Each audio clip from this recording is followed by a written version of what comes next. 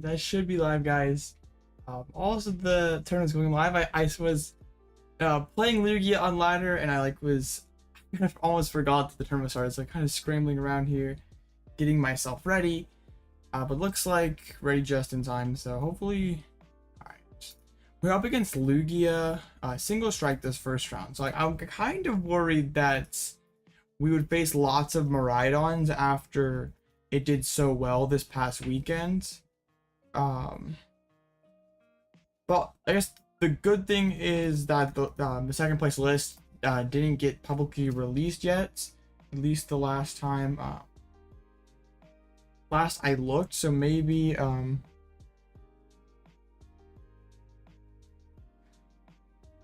so I guess maybe we won't face any Miraidons, but I like also the Lost Tina deck that just won probably won't. I don't know, like people are still gonna pick it up because it just won, but like it's such a hard deck to play that people might not be able to play it that well. Okay, so we're being single strike this round. I still have the Luxray attack in my list, so I feel okay about this matchup. I kind of got in a little argument in the comment section on that community tab that I posted.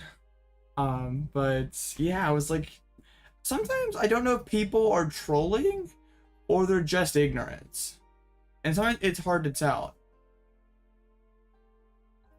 All right, looks like we're gonna have to reset. Unfortunately, first match of the stream, we gotta reset. I apologize if there's a little extra background noise. I don't know if you guys can hear like a extra, like, I don't know, like buzzing or whooshing sound in the background. Hopefully it's not too bad. I still wanted to stream tonight, but I wasn't able to record a video because of it. There we go. You don't really hear it? Okay, because like it rained a ton today, and I'm like right next to the sump pump, so it's like going, like it's in like the room over to me, so like I couldn't really fly us back. It is, I hope not. Oh my goodness, it was downstairs today. I literally like got I was down here earlier, and I went to go upstairs, and the fly like started attacking me. I was like, oh my goodness, I don't know what happened to him, but it was okay, it was not a good day for him. Hopefully it's not too bad. Like I couldn't really record a video without like really scuffing the audio and making my voice sound really stupid. But yeah, I still want to be able to stream this tournament tonight and get some sort of content up on the channel. Oh my god, dang it, we both sent it. It was the silly glitch. All right, single strike Lugia. The Lugia mirror is always pretty spicy. But luckily we have Luxray, we have Radiant Charizards. We're able to trade pretty well with those multi-prizers. And also they're going to be less consistent than us. I did look at the best placing colorless Lugia from Pittsburgh. They got 24th. I did have to cringe though because there were 2 Mesa Gozas in that list. And oh man, I hate Mesa Goza. You guys know that though if you've been watching these streams. You know what I also hate? Opening Radzard. Oh man, I swear I open Mesa Goza like every game. Or not, I open Mesa Goza every game, but I flip tails on Mesa Goza every time I use it, and my opponent always flips heads. It's like guaranteed. Man, if I did an Ultra Ball, this seems insane. Oh man. Yeah, I need to. Yeah. Well, they played a list very similar to what I've been running for a while. They were playing double Luminous, which I don't hate. Wow. Like because Radiant Charizard is such a powerful attacker. I don't like cutting vacuum though. Well, their hand's pretty clunky if they're doing this. What would call it double single strike energy? Maybe we're gonna see an Urn. E-guard on the active. Yeah, Urn. Man, I wish I was able to take this deck to Pittsburgh because I think I could have done pretty solid with it. But yeah, it's okay. So Luxray is in deck. How about have Luminous? We have Reversal. Okay. really... Okay, I can Squawk this hand then, or I can Lumineon. I think we'll Squawk and Seize. I don't want to Iono their 2-card hands. Attaching Gift is kind of scuffed. Like, what are the odds that they have Boss and a good card and the getting down to Archeops, like pretty much next to 0. I think I just hold this hand. Weaken Aroma, I guess. Doesn't really matter what the result of this is. Alright, Tails, let's grab a Lumineon and pass. Like, I could Lumineon and like Iono or something, but I want to wait to Iono with it, since I just have a 2-card hands. I would be pretty sad if my Radiant Charizard gets knocked out to turn 1 or turn 2. They have a Research. Wow, okay. 2 Urns and a DT down pretty early. They didn't want to put the DT down, interestingly enough. And also, prioritizing the Stone Journer. They have to have a pretty cracked hand to get down both those Archeops. I mean, sometimes Lugia draws that way. What's up, CJab? How's it going? I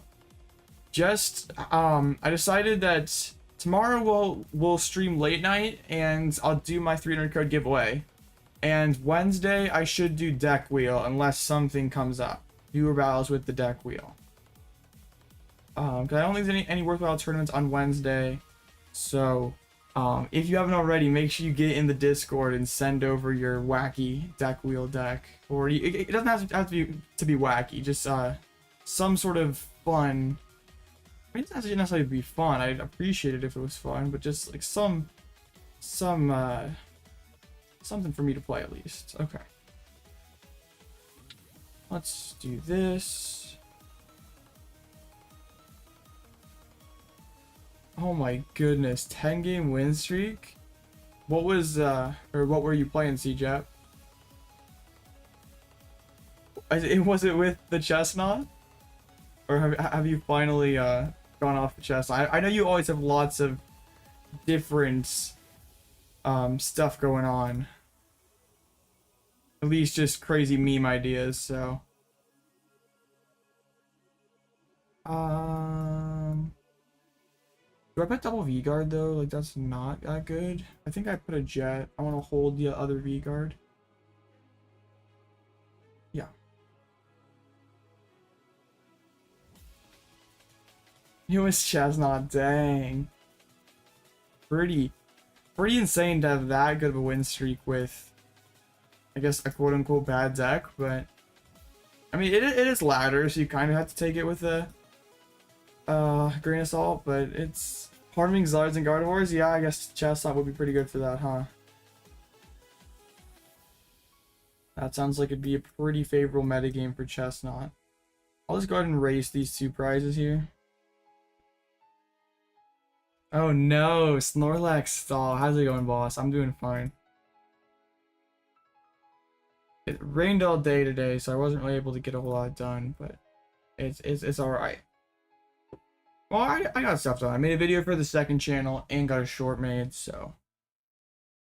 Oh, I like slander Mesa Goza and look what happens. Oh, this is what I deserve. Oh man, here goes the Burnet.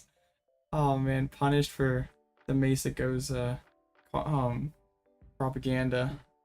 Alright. Are we about to get knocked out? We might be. I guess it depends on if there's any of those. Oh man.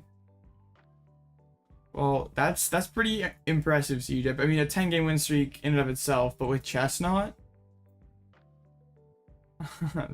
that's pretty wild. So my opponent needs all those single strike energies. Single strike crush though is like such. I'm so risky because like considering what my opponent's already know. Okay. Maybe doesn't realize I have V-Guard on, or just doesn't want to commit all the energies. But like, still, single strike crush with 2 urns down is spooky. There's just, I mean, there are 3 urns. Like, yeah, they're gonna Cragalanche first. I think that makes sense. I'm okay with those mills, honestly, just thinning out my own deck. I could just be super greedy and just like Gust KO Lumineon, but then closing out this game is gonna be super hard. So I'm just like sort of okay with just whacking their Tyranitar with my Lugia. Okay, busted Mesa Goza. I guess let's go ahead and grab Wyrdeer. Then we can Primal Turbo. I think I can just do that, honestly. I don't really mind if they want to go other way to Gust and Archeops at this point. And then we can Luminous Energy on the red Zard and just punch with Tempest Dive and get rid of that Mesa Goza.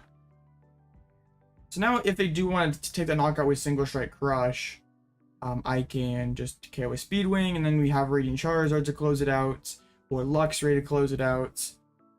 So we should be good here. Yeah, that's very true, CJab.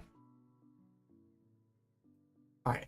I'm actually okay with that, Iono. Like, I mean, losing... I'm gonna get my hand to refill the jet anyway. I drew the Lumineon on the other side as well. Alright, come on. I want to see some big, painful discards. Boss and an energy. Okay, I like that. Alright. This is good. So yeah, I'm just gonna Speedwing for this knockout. I can Ultra Ball out double Lugia V-STAR. I didn't get it down the lax, honestly, because... Well, no. Well, actually...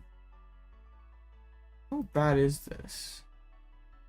Because, like, if they're just using Stone to take this knockout... Did I prize any energies? 7, 8, 9, 10, 11. I think I did, actually. I'll still go ahead. Well, you hope Lugia is dead.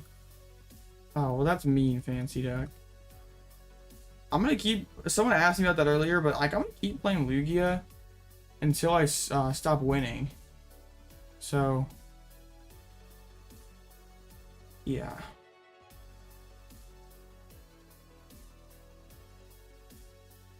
Yeah, we'll actually do this. Okay. Yeah, we just hold his hands, and then we are good next turn. Long live Ice Rider, no. Oh, Fancy. Well, by the way, congrats on the League Cup win, Fancy Duck. It was quite the run.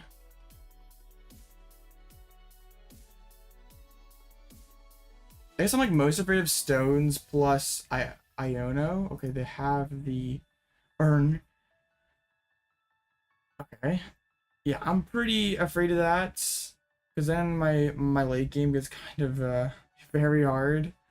Yeah, I mean it's okay, just be the only senior. That's a good way to get, like, this year they made it so you can't just get an invite off farming locals for the lower divisions, but you don't have to, assuming you're in an area where you're the only junior or senior, you can get pretty close. You just got to do solid at 1 or 2 regionals.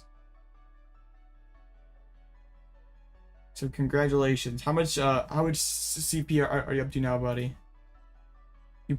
I mean, now you have more CP than I do, so congrats. You have way more CP than I do. There's Lumineon, so are we gonna see an Iono? I think we might.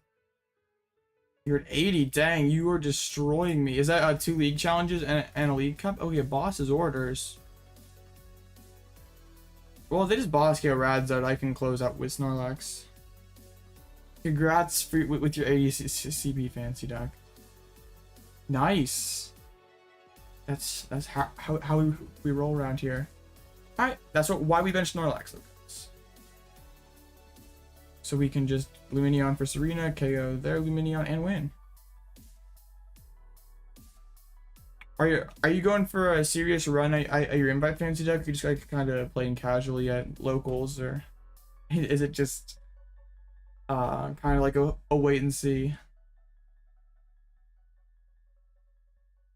All right, yeah, we can take this dub. Oh, Serena off the top too. We don't even need to play Lumineon. Only 3 events, nice.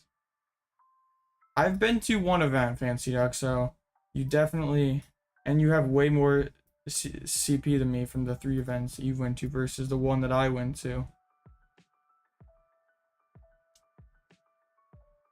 You have 70 more CP than me. Absolutely annihilated. Alright. Taking the dub the first round.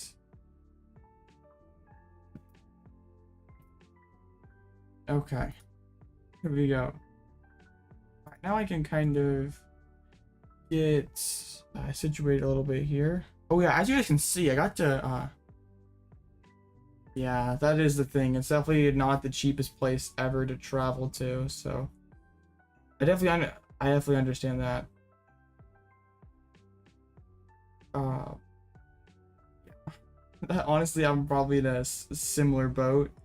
Getting travel award in Masters is not that realistic. So, oh, for Lugia, it's just the list, just minus Great Ball plus Nast Ball, because I never bothered to put a Great Ball in this list.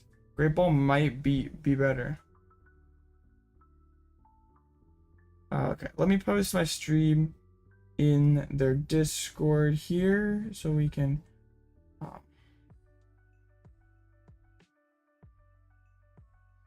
so maybe we can get some more viewers here.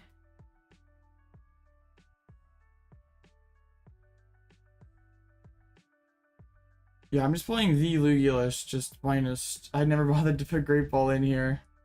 I haven't really ever encountered a situation where I missed it, I guess. But Great Ball is probably better than third Nest Ball. Or maybe Mesa Goes is it. I don't know. Mesa Goes is correct. I like Luxray's art, especially after the influx of Lugia's at Pittsburgh. Yeah, I know, James. That is yeah, if you can get to there selling all your world swag, you can do quite well. I like Luxray's art. I think that like maybe though when 151 comes out, this probably becomes Mew and some other special energy. Yeah, Dunsparce was kind of a one-time meme thing. I mean, it's still here, it still exists. It's just not as good as the classic build that we've been playing for a while. The Mew EX. For 3 colorless, you can copy one of your opponent's attacks. You can like copy Lost Impact, take a one-shot. Then its ability is the same as the old Instructor and Guru, so it's more draw and a decent attacker. So like colorless has been doing super well in Japan since 151 came out, and all their lists have been playing Mew. Should be yeah, and now everyone's gonna be on colorless, so maybe like you have to play Luxray for the mirror attack. I don't know, that could be. Imagine getting into another meta where Lugia is the deck to beat. I feel like Lugia is pretty solid right now, so I can't go say PDIF or people get upset, but I think Lugia is pretty solid. Alright, let's go check out the metagame tab for the tournament that we're doing today. Okay, let's see. Was there a huge massive Miraidon meta shift? Oh no, 10 types didn't end up playing. That's funny. Wait, what? Oh, okay. Only 5. I saw the Miraidon I like down here. I'm like, what? No way. 1 Miraidon? Okay. Not necessarily I mean, I know it's only 64 people, so not a huge sample size. I'm curious to see how many people like switched over to Andrew Estrada's list. This looks like no, they're playing 2 Forest Seals. That's not it. Is anyone playing the winning Pittsburgh list? Yeah, this is 1. So there's 1. They beat a Lunarock. Oh, that is not 1. That is not 1 playing Bravery Charms. I do gotta try, this is not 1 playing the double Forest Seal and a Bravery Charm. So only 1 out of the 64 people. I would have definitely guessed more than that. I definitely want to try Zamazenta LZB. I don't think Alakazam is going to be that good, honestly. It just seems like Yeah, you can sit behind Klefki and take can take knockouts and stuff, but like I'm sure it's gonna be kind of slow, so you're kind of hoping that sitting behind Klefki slows your opponent down.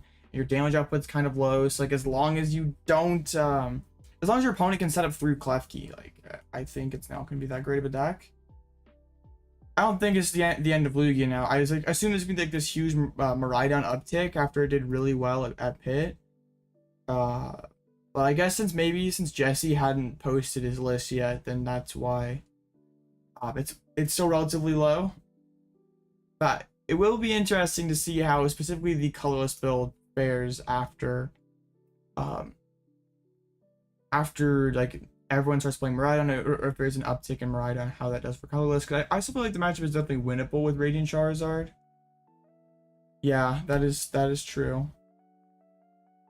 I'm just afraid that it's too slow, and isn't its damage output like fairly low? I forget what the forget. Let's see. We can do some investigating. I think it's funny that they put the Pokemon. It's only 120 for double psychic. So it's not amazing.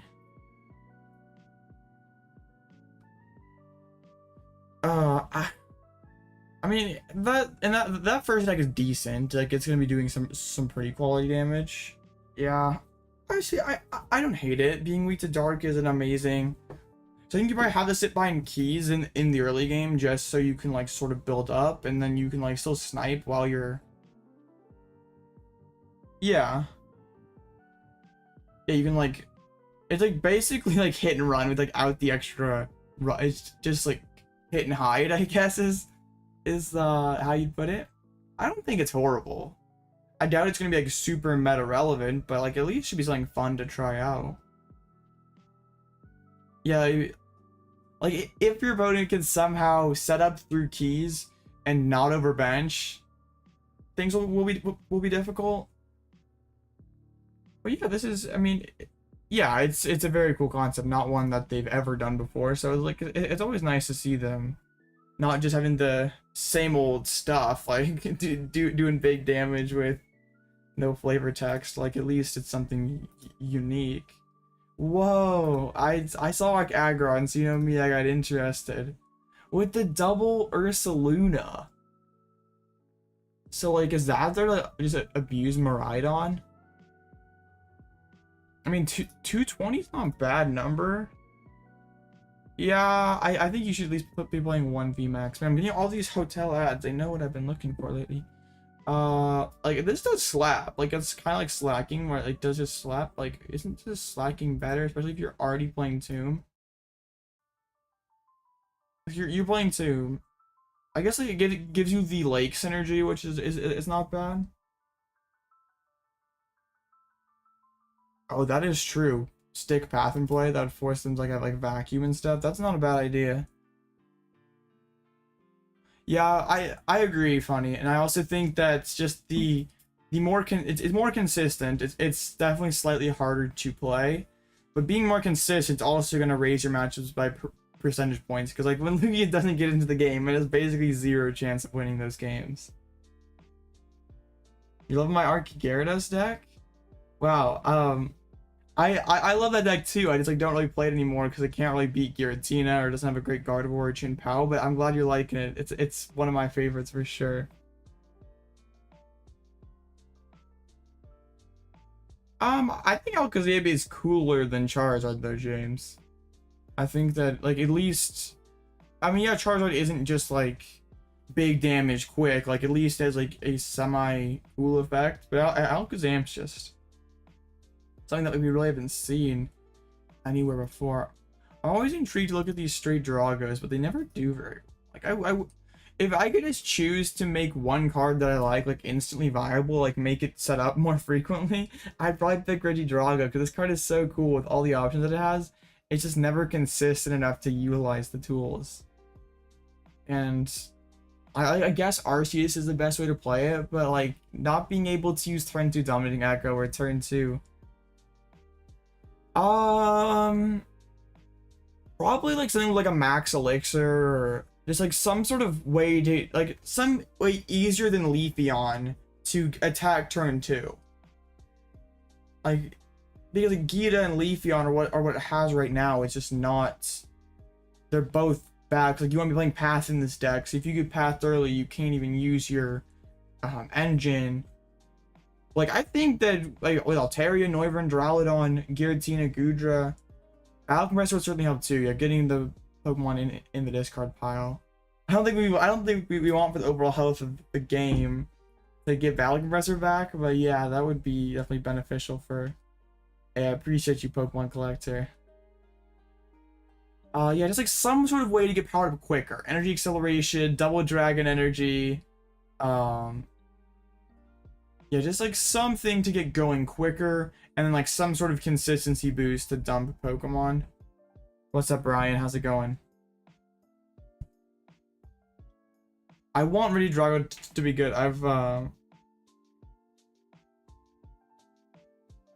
Yeah, I saw 10 types. Yeah, let's go check out 10 types crazy list here. I'm sure it's some sort of crazy control pile. Thinking about League headquarters. What would League quarters be? I guess we would make Lost Mine and make Chien-Pao more expensive. Oh, you to scoop game 1? Oh man. Okay. This is kind of a crazy deck. Choi? Oh my goodness. What does Choi even do? Oh, is that better than Acerola? Oops, I just like... Oh, there we go. Is that better than Ace? I guess you're playing both, huh? Off you go before game 2. Yeah, best of luck, 10 types.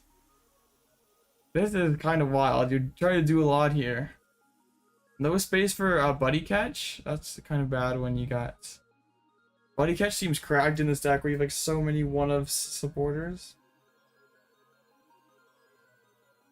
I also wouldn't hate Arvin VIP in this deck either. Yeah. I don't know, do you need to be able to check your opponent's hand though? I guess like for Manaphy it makes your life easier. The thing with I mean like Choi's the flat draw 3, but Acerola could be more.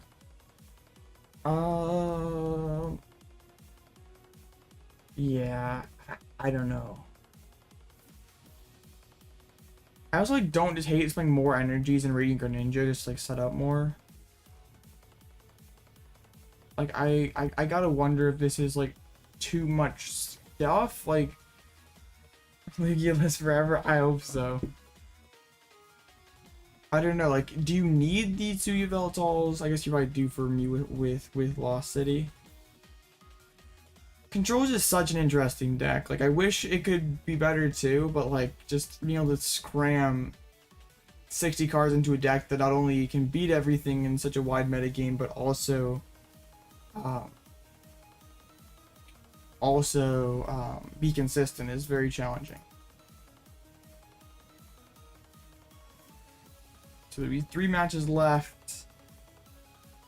Like, let's see, there's an Oinkologne here. Always gotta check out what the... Oh, the pig won the first round.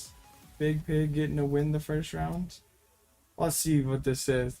Just like a pretty basic, I guess, quad Sharon, Yakumo, double keys. This was probably pretty amazing to against Lost Box when you set up. Like, how are they carrying an Oinkologne? I just think the decks that can control their bench and are semi-bulky, like, just aren't afraid of Oinkologne at all. I guess, like, being a path deck's good. Judge Path, never bad. Playing the one of Fan of Waves is kind of funny. Like, I don't know what you're trying to do with that, but... I played a lot of Oinkologne when Scarlet Violet Base came out. I wanted it to be better than what it was, but it just was simply too underwhelming damage output wise, and like the HP isn't enough to offset that. So yeah. Alright, we got 1 match left to see Lost Box up against Guardy. Slower matchup, so yeah, makes sense. Yeah, I agree. He's playing like a split of the 2 because yeah, rebenching those Lechonks feels really bad against things like Chien-Pao and Wait, was there even a was there even Manaphy in that list? There was not. Like, I just, if I'm playing Chin Power LZB, I'm just gonna Greninja and board wipe all your Lechonks. Like, you really have to like high roll, open Klefki, get other Klefki down, and get a couple Piggies down early, or you're probably just, yeah. I know there's some people who, and myself included, I think Lechonk's one of the coolest new Pokemon, or just one of the funniest new Pokemon. Even like Clone isn't bad. I just want to get it to work because it's a cool Pokemon. I think it's like, why would you play like Arceus Pidgeot or even like Arceus Path Slacking is gonna be always be better than this, doing the same basic concept, same type and everything. Maybe this is a more successful deck when Lost Box is gone. I don't know. But yeah, that's. I think Cheryl might be better. Just you don't have to rebench the Lechonks and you can just take the. You can, I mean, discounting the energies is kind of weird. It's like probably a split of the two, like maybe 2-2 or like even 4 Sharons is super heavy. Okay, for the 26 people of you watching, what is your opinion on Chin Pow? Because I feel like online, it always does poorly. I guess 4-2 so far today, but like when good players pick it up IRL, they all like always seems to be one in top 8 somewhere or multiple in top 16. Like the online results don't reflect that, and I guess Chin Pow, I know the top 8 list that Lucas got top 8 at Pittsburgh with is much better than most of the lists online that are just like trying to do too much. It looks like pretty similar to what that was. I don't know if it is for sure with the Barrel and no Palkia. Yeah, I personally don't care for Chin Pow either, just because it has like so little impact on your opponent's board state. You're kind of just like at the mercy of your own draws and your opponent's draws. And I liked, like, there isn't too much outplay potential with the deck. Palkia deck's a little better. I think they're pretty similar. They're like, I mean, Arctina's taken such a hard fall. I mean, yeah, I don't get Arctina's just, especially with Marida doing as well as it did. I don't know why you play Arctina right now. And it's funny because like I was pretty, I think, yeah, I was definitely overhyped on Arctina after like when everyone was playing Zard, because it was definitely had one of the best Zard matchups. But like it loses to Marida, loses to Tina, loses to Chin Pow, loses to Mew. So you're basically taking L's to 4 of the 5 best decks, and you lose to Single Strike Lugia. You're losing to Chin Pow, so yeah, it's even Urshifu is not a good matchup. It's funny that to see a Snorlax out at 4-1. Wait, whoa! This is not Snorlax Stall. This is Snorlax Wigglytuff. This is aggro Snorlax. Whoa! I think that Roseanne and Ortega are not good cards. I guess you want to have the Roseanne to throw back into Therapeutics. This is hilarious. Yeah, Snorlax is an incredibly good attacker in this metagame. Being just Snorlax, though, is kind of sus. Yeah, Lugia up a game, yeah, you love to see it. And also decks that just have more than 180 HP, like something like a Guardy. I'm gonna always get 2 prize value out of a big Guardy, and there's not a whole lot you can do about it. I don't know. It's pretty funny though. I guess you can put the Bravery Charm and tank a hit with Snorlax. Snorlax is a fairly tanky single prizer.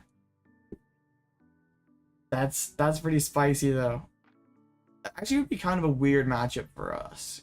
Like when I saw Snorlax, I assumed Snorlax stall, but no, it's like it's the other Snorlax. I was debated. Ooh, I'm intrigued to see what the Shadow Riders are using. Oh man, lost to Zard. Oh, Zard. Oh, that was a quad jet Zard. Did I see that right? Sheesh. Oh, didn't a Japanese list that was sort of built like this do well? Oh man, I feel like you're just gonna get beat up real bad by I feel like you get beat up really bad by Lost Box. Like you're gonna have no draw engine, and I can 2-shot your Zards. I mean, you got Iono. I think I still think like straight Zard's too weak. Yeah, I think that wasn't our Japanese list that was built pretty similar to that. Like, are lots of people going that route now? It looks like just the one person. It looks like,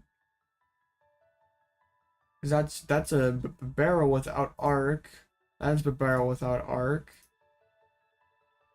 Wait, whoa, is there not a single there's only one Arceus built with Radiant Heatran, whoa, and Blissey. Oh man, see, I can go in with the Zard early and clean up with Blissey. That's pretty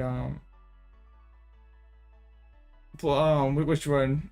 Playing this or playing the Kirlia one? This is wild with the workers and Blissey. Did they win? They did, wow. I guess the Blissey is pretty good into LZB. Like Dragonite Vacuum just knocks you out, so like maybe it's not even that good. I think it was the best placing Zard builds from the Japanese championships or whatever that was this past weekend. I just have to imagine you're pretty weak into Lost Zone.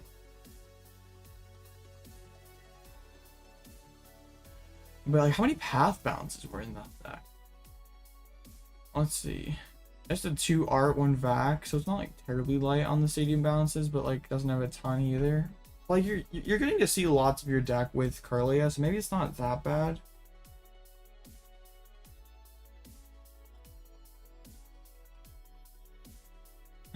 I don't. Yeah.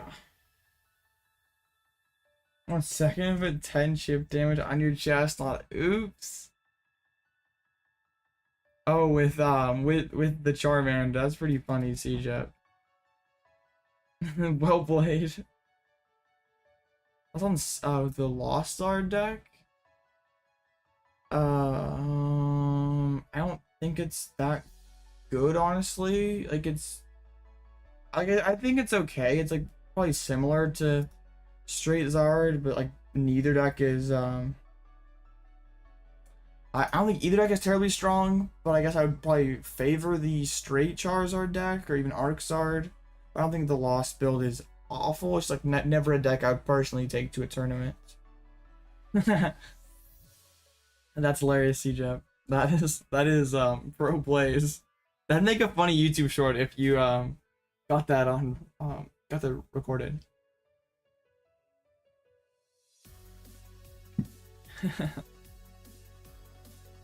That would be that's yeah.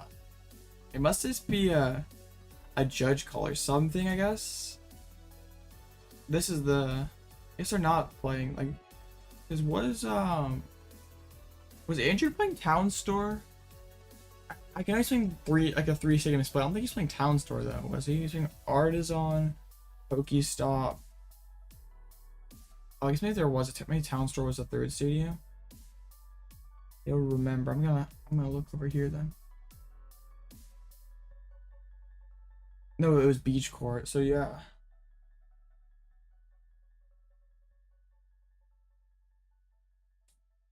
What are y'all's opinions about Kyogre LZB taking down a regional? Like, I don't really see a ton of people picking it up. First, like, it is a good deck. Alright, good job, 10 types. I guess the judge call kind of helped you out here. For sure, I'm pretty excited to try out UEX as well. That is next week, right? Yeah, that is next week. Haha. Alright, well, yeah, if you forget some funny games, CJAP, you send them my way. I'd be interested. Well, yeah, Lost Box is a good deck, but like also not everyone's gonna have the patience or the skill level to pick up specifically the Kyogre build and play it at a high level. So like maybe some people would pick it up for Peoria just because it won without really testing it too much, and they're gonna do bad. But like it did just win, so there are gonna be people that are on it, but like how many Timmies are gonna be able to pick it up and do well with it? Like I'm kind of skeptical. All right, there we go. Up against Mew VMAX With the justified gloves still. You like without Kyogre more? Yeah, it's definitely easier to play without Kyogre. You just like lose a little bit of that upside. But you do try not to sneeze. Oh, dang it. Hopefully I didn't kill any headphone users. Yeah, it's something easier to play. You lose a little bit of that upside, but you're also not as afraid into Iono in the late game.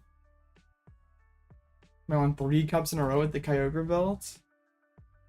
Yeah, it's definitely not easy to play for sure. I think it's funny that Andrew said he would not recommend that anyone play the deck. What's up, Nim? Yeah, but like also it is like a lot of cards that don't always help you, but like yeah, the 4 prize upside in the late game is really good. It's like hard to say no to that. It is like more sequencing and stuff you have to put up with, but it is having that's like you don't even necessarily need to draw that well in the late game. You just gotta find 2 prizes before they find 5.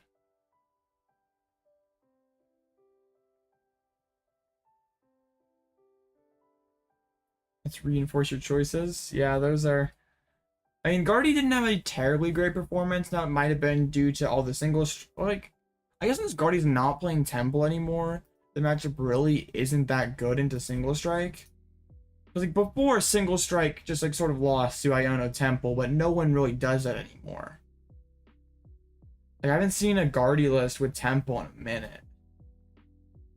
I'll say my opponent has not caught my friend request. So yeah, we'll see how Guardy adapts for Peoria. Does Guardy doesn't get anything from 151, does it? I don't think it does.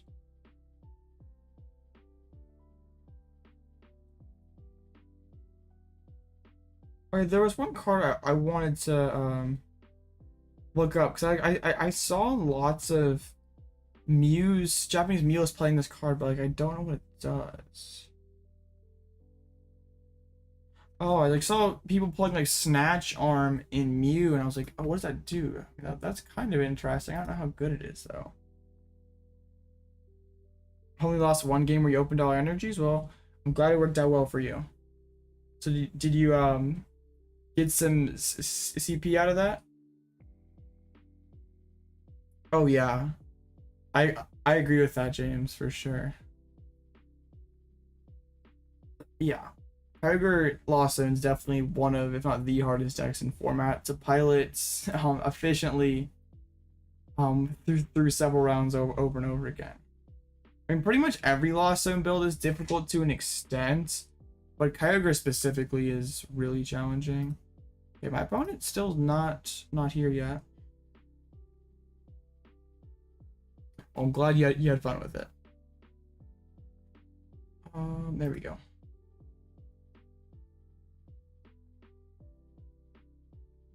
I still think Lugia is pretty good. Well, the deck just doesn't really hard lose anything, so it's like would be like unless there's like some crazy Arc Duraludon meta shift, it's hard to imagine a metagame where Colorless isn't at least viable. So like I'm not really too upset with the results from Pittsburgh as someone who plays lots of Lugia. Miraidon is a bit sketchy to deal with, but it's overall okay.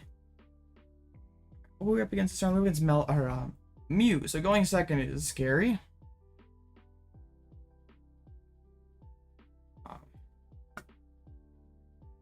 Going second is definitely scary. Our game plan into this matchup is go Drapion into Wyrdeer, but if they get that early Meloetta pressure, oh man. And it was pretty spicy. Being able to squawk out, oh no.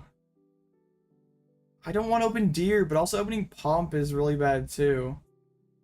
I'm gonna open the Pump though, just because like I don't want my Wyrdeer getting knocked out turn 2.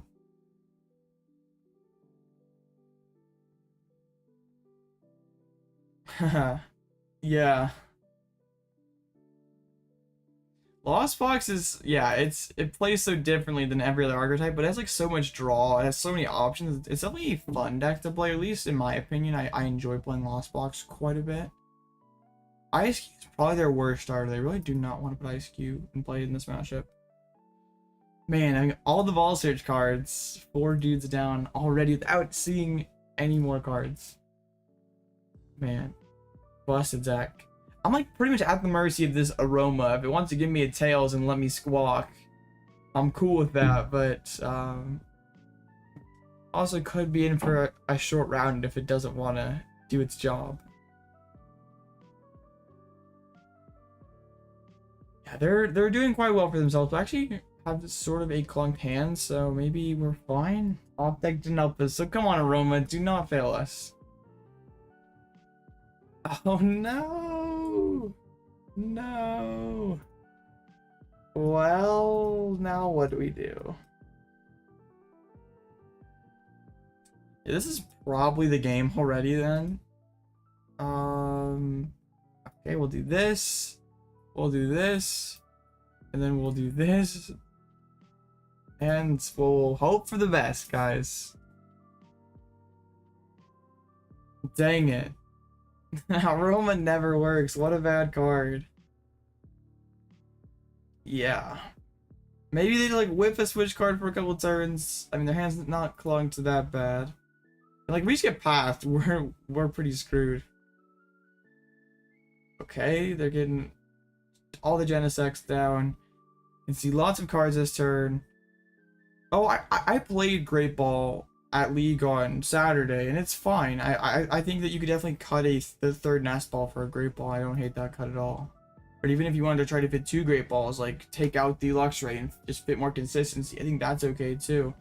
I actually prefer Great Ball to Mesagoza just because I hate being able to give my opponents value from a stadium.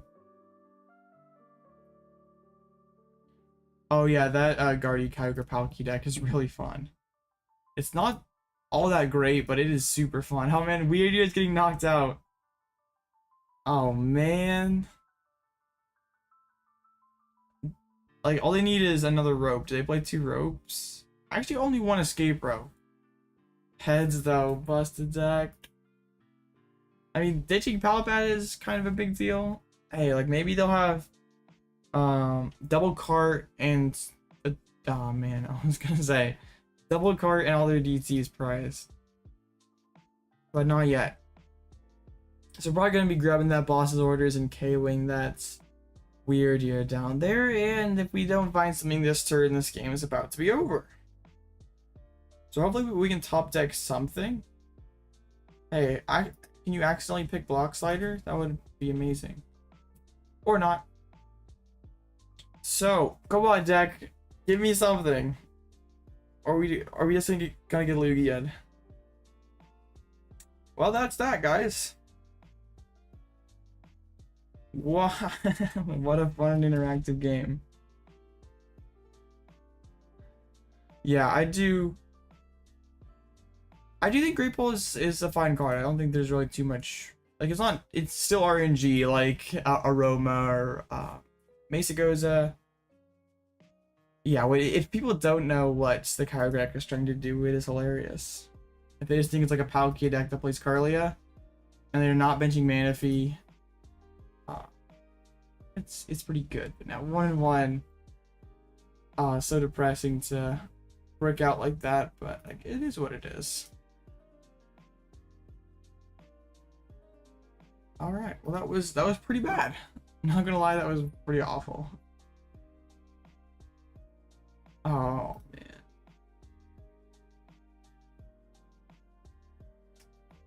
Okay, guys, so let's just hop into a ladder game. Let's kind of redeem ourselves here a little bit. So no shot at winning this week, but hey, let's just keep grinding the ladder. I'm really not too afraid of the Mew matchup. I just if I can just set up, like, we have a 50% chance of at least being able to do something, but like, of course. Like that's the most infuriating part about playing Lugia. Like, it's not just the bad hands, but the hands that just like come down to whether you hit the right result of a Capturing Aroma. That's the absolute worst. But yeah, Lugia definitely gets hands full of Pokemon, hands full of energies. And it is super annoying sometimes. Hey, at least we can play Pokemon this time. Against a Radiant Greninja. That really narrows it down to, like, we know they're not playing Lugia, that's about it. And Urshifu. It is some sort of Lost Box build. It is Lost Tina. Alright. I'm cool with Lost Tina.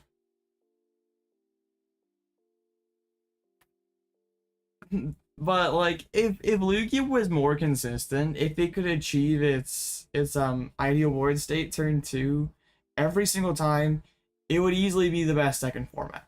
But it doesn't. So like you can't, like, that's why I think it's better in best of 3, because like at least you have some sort of leeway. And also it is a faster deck, so you can like definitely afford to drop a game. It's not like Lost Box or Guardy, where if you drop a game, you're pretty much guaranteed to tie at best. All right, my opponent's getting that full bench there.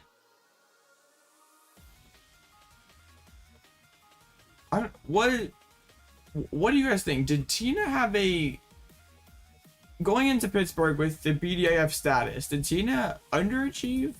Did it do about right? Because like I don't think getting top 8 is an underachievement for the deck when the metagame is, or when the, like, there isn't really like a super dominant deck. Like the top tier decks are all pretty close. Dang. Actually, we have Vac. Like, okay.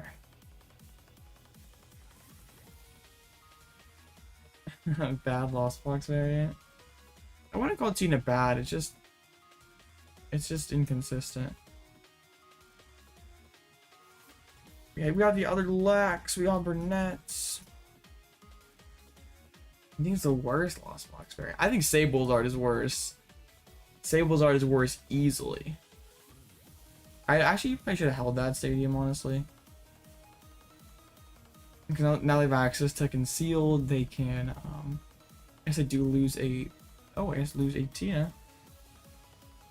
I think, I don't necessarily hate the take that Turbo or Kyogre is better than it's better than Giratina. But I think Sable's art is easily the worst out of the 4. I know some people did day 2 with yeah, there were a couple people that day 2'd with Sable's art. I just like don't know why you play it. Like I'll just farm that deck with this, with colorless, because like they can't beat Snorlax. Like, and yeah, maybe Giratina is the worst out of the 3 or 4. But like they're all so close relatively. So yeah. Like it's not like Giratina's garbage and the other 2 are amazing, and they're all relatively close. Like I could definitely see in Peoria just Miraidon doing horribly, and then everyone's off the deck. It's like kind of a weird cycle where everyone just like attacks for whatever does best at the previous event, because like everything is just so close in overall power level, I guess, that like what's a natural counter to Miraidon? Like Lost Box decks are generally favored into it. Well, like what? Like Miraidon just does what it wants to do. I guess. Wow. Yeah. Like Miraidon does pretty well against Lugia, pretty well against Arceus decks, and it definitely has the potential to beat about just everything, because it just how consistent and fast it can be. So I don't think something like Ting Lu or something fighting is gonna come in and chase it out. But like if more Lost Box comes up to beat that, it also kind of hits Guardy too. Like really, how many people will be excited to play Lost Box? It's like not really something that people that's for everyone. Because some people are just gonna be like, nah, I don't want to play 9 rounds of Lost Box, and I definitely get that. Playing Lost Box at a big tournaments is not for everyone. So yeah. I don't hate the opinion that Giratina is the worst. Like I was always saying when people are calling Tina BDIF, that it's like hard to label something as the best second format when everything is as close as they are in power level. Well, James, these people should have a good Tina list should be playing 3 rods, honestly. And I don't think that is even debatable. I think that finish their games in less than 3 hours. Yeah, you are definitely right. Dang it. I like need cards maybe next turn, so I guess. Yeah, Lost Box is not for everyone.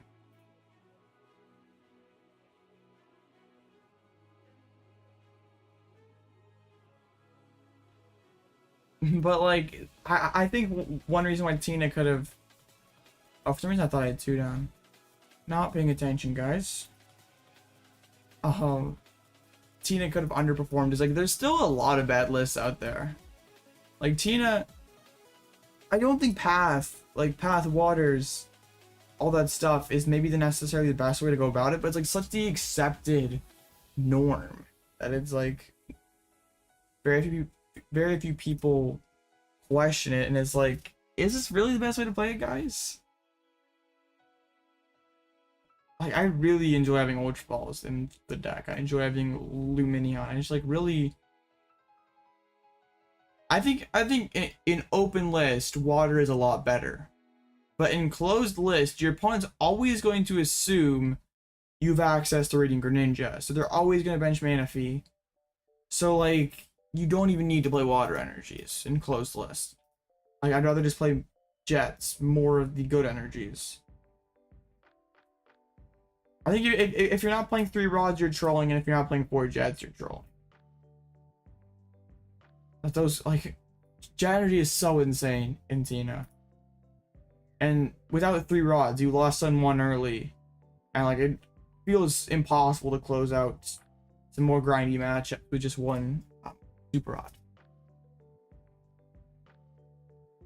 I was definitely pretty happy to get the gift on the Lugia that past turn, because it meant if my opponent wanted a boss, I at least could get to refill my hands. Yeah, I was playing Waterless Tina at NAIC. Like I don't think that was the. I don't know if it's necessarily the best way to play it, but everyone's like sort of accept that this is the best way to play it, and maybe people are sort of. I don't want to say afraid to innovate, or just like don't feel like they need to. Everyone already labeled it BDIF. Like, what do you need to improve the best deck? And yeah, Tina's definitely missing something. So be interesting to see how it adapts into Peoria. I'm really intrigued to see how much 151 will actually mess with the metagame. Like how many yeah. Well, not necessarily to bait, but yeah, that was like kind of a byproduct that we wanted the 1 to Aqua turn, like also before 151, like yeah, definitely lots of people gonna be on Miraidon. Definitely some people trying out the new Boston Kyogre list. I don't know if people necessarily do well. Yeah, getting the Archeops down definitely hurts.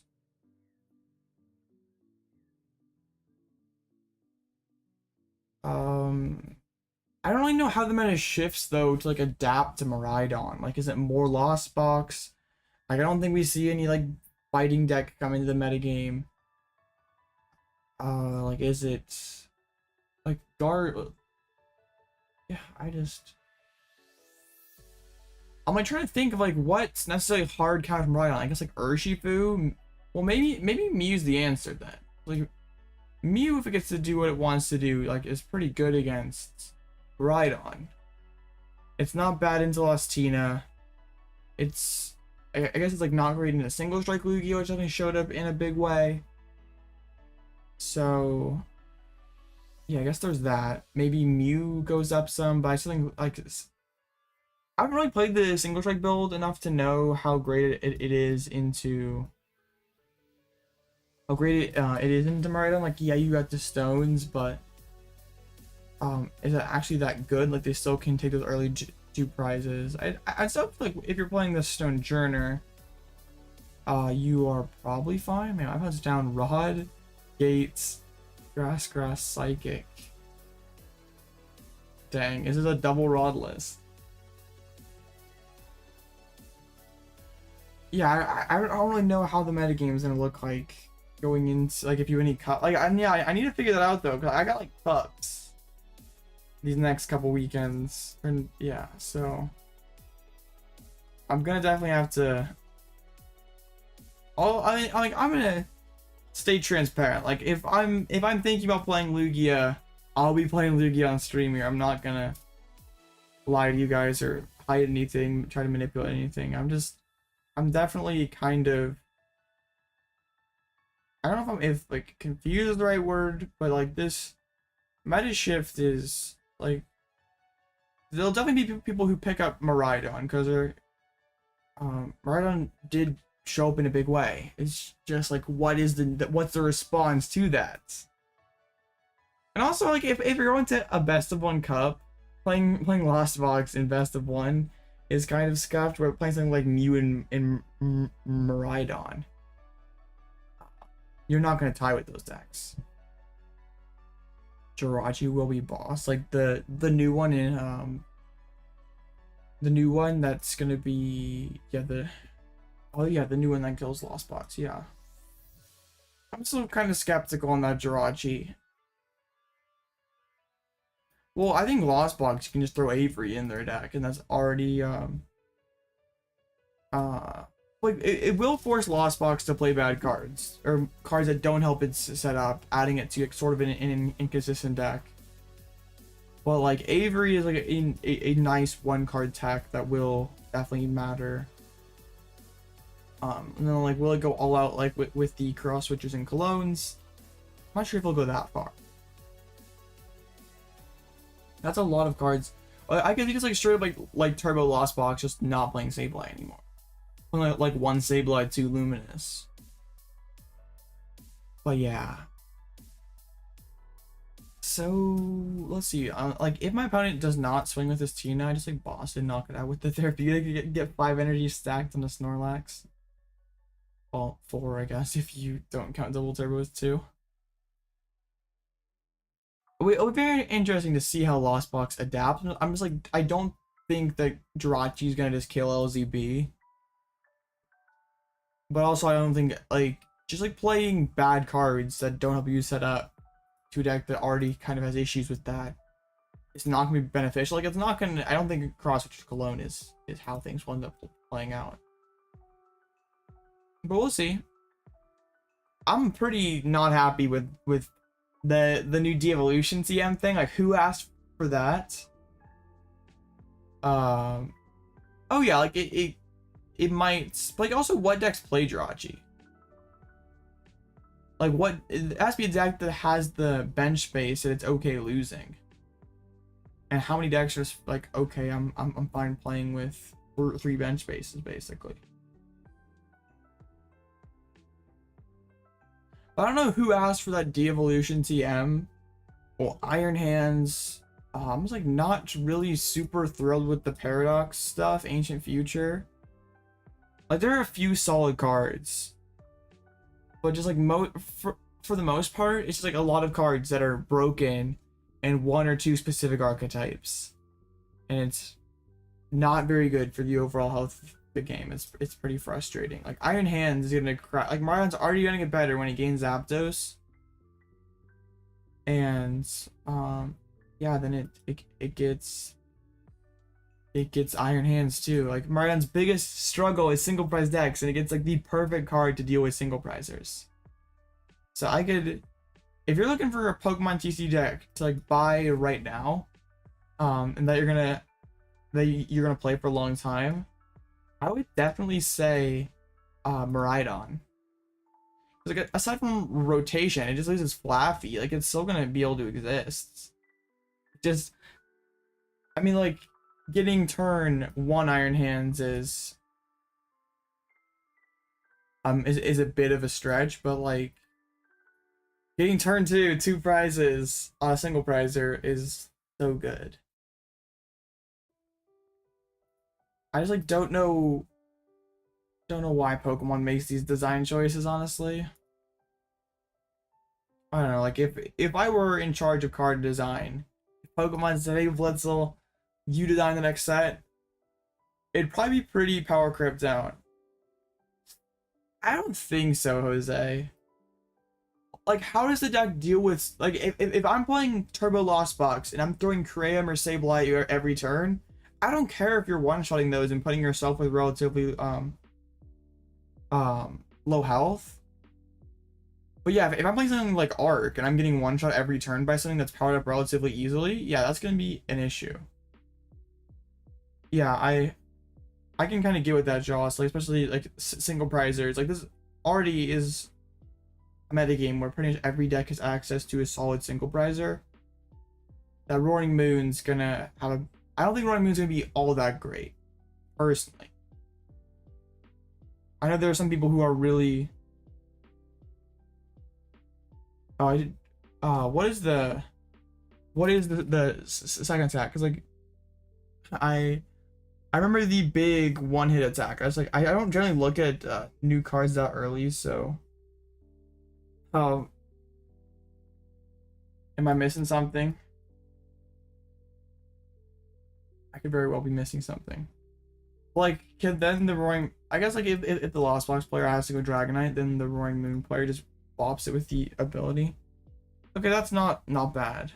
Is it 4 energies? Or is it 3 like the other one? All right. 2 dark colorless. Well, that's pretty good then. Well, it'll be a dark patch deck, so, but still, like, Cram and Sableye can 2-shot it, and the deck can still. I still don't think it's gonna be great and into Lost Box, but like it's probably not as bad as I think.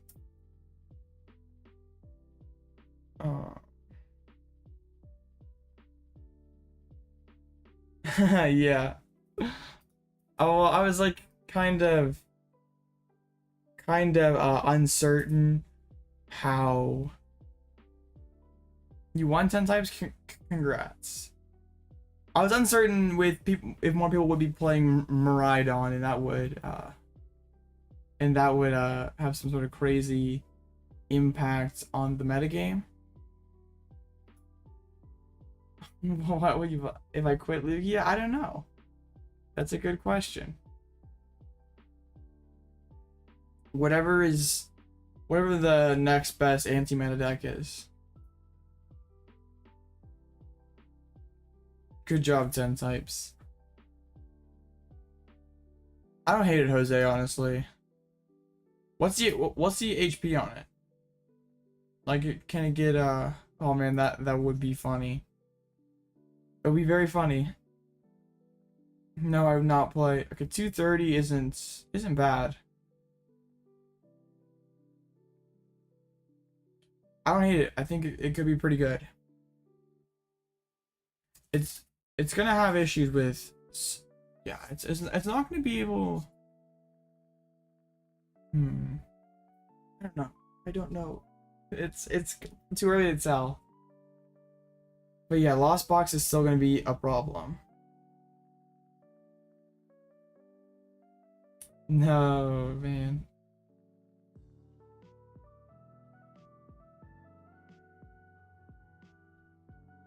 I generally prefer to play a deck that has a more balanced matchup spread that beats, it's like intentionally targeted at the top decks versus playing the top deck. It doesn't mean I'm not gonna play the BJF. I generally prefer to play more counter style decks.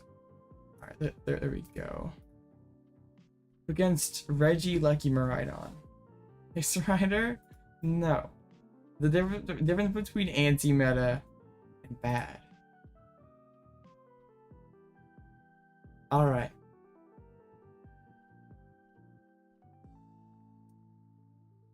Against Miraidon Lucky, this match was probably not great for us.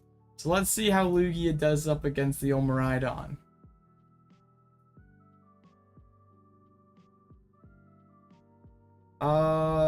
I don't think Hisuian Zoroark is the best second format, personally.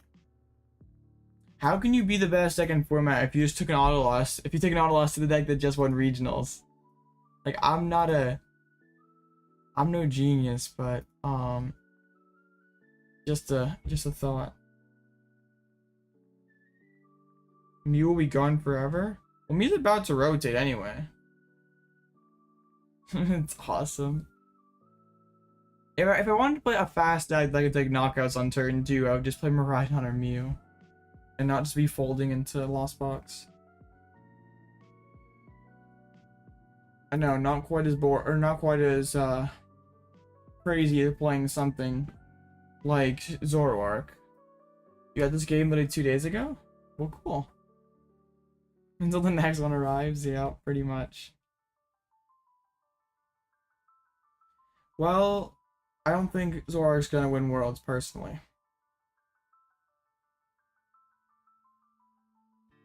Dunsparce could help with the Miraidon matchup. Oh, my opponent, went offline. It would really, yeah, it would help going first in the Miraidon matchup. I just think that's, I don't know where the spot for it is. I think we're still fine with Vacuum. Like, our game plan's gonna be take the first 2 prizes with a Lugia, next to with a Deer, and then close with Radiant Charizard. I don't think Dunsparce is necessarily necessary, but it could be worth it depending if the matchup is worse than I think it is. Okay, there we go. My opponent's back online.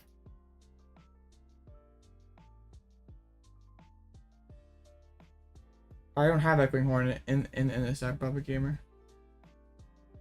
Yeah, if the matchup is too much of a problem, Dunsparce could definitely come in there, because I don't think you can afford to take the L to Miraidon. Kind of funny, because I was a big, I've not played Echoing Horn in a couple streams. It was for the Zard matchup, but I have zero respect for Zard, so I'd rather just play something like Luxray and be more versatile, have a better time in to mirror setting the sands.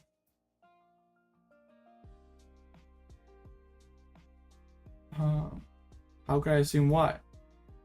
What am I assuming?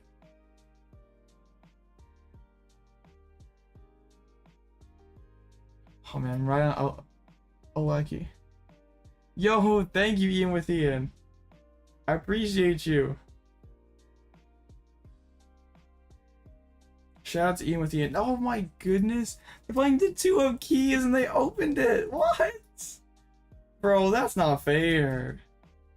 That's not fair at all. Well, I guess that means they can't tandem unit, but I guess I really didn't want to squawk anyway.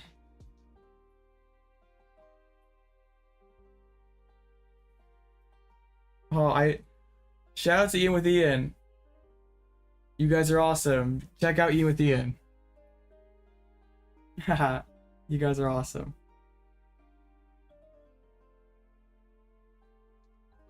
Whoa, they have nothing.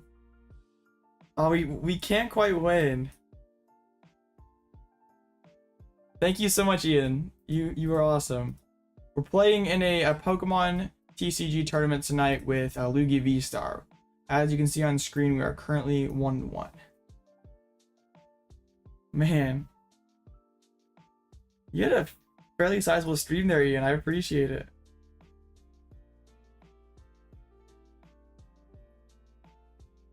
Man, that's awesome. Well, hello to all the raiders. my screen is spammed with Ian with Ian raid.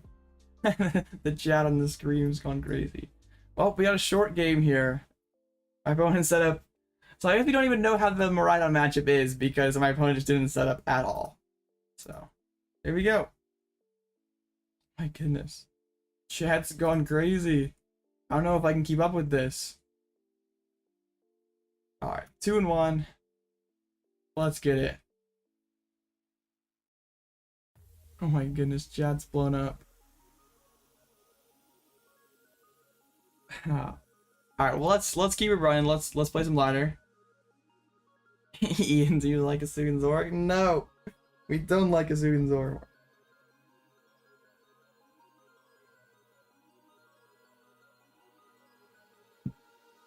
I am playing a Lugia V-STAR, but the colorless version, so I'm not playing the single strike stuff. We got lots of Snorlaxes, we got Wyrdeer, we got all sorts of crazy stuff in here.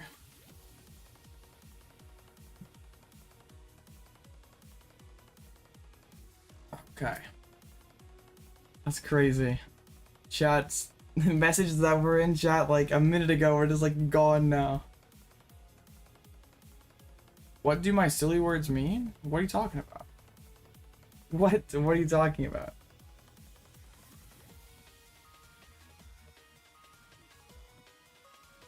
Man, this Hisuian Zoroark, no. I don't know what you're talking about, Bearded. Oh yeah, I appreciate you, Ian. That was pretty cool. I'm gonna have to figure out how to do that. Like I think I've seen it on the YouTube live stream dashboard before, but I'll have to pay it forward somewhere else. What? Oh man. Drapion. I don't know what you're referencing when you say silly words, and if you don't like it, then I'm sorry. It's the way I talk. Well, welcome to all the raiders. I appreciate it. Hey, they have nothing too. Man, can I get an Ultra Ball? Okay. Like, I'm not afraid of much anything now, because I have Drapion attached. He doesn't like a Sugan Zoroark? Well, actually, that means he's not crazy. I don't even need to read the wind. I just passed. My hand's stacked. Oh man, yeah, that's pretty bad when the Urshifu player can get all that value.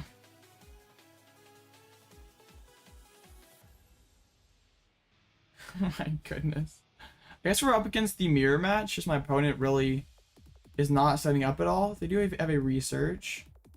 I do have a Lumineon, and that can get me boss, so if they only get one Lugia down, I can knock it out. No, you're right. Hisuian Zoroark is not that good.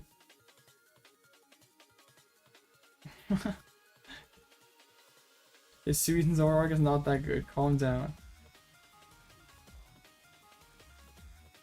Alright. Let's summon some stars.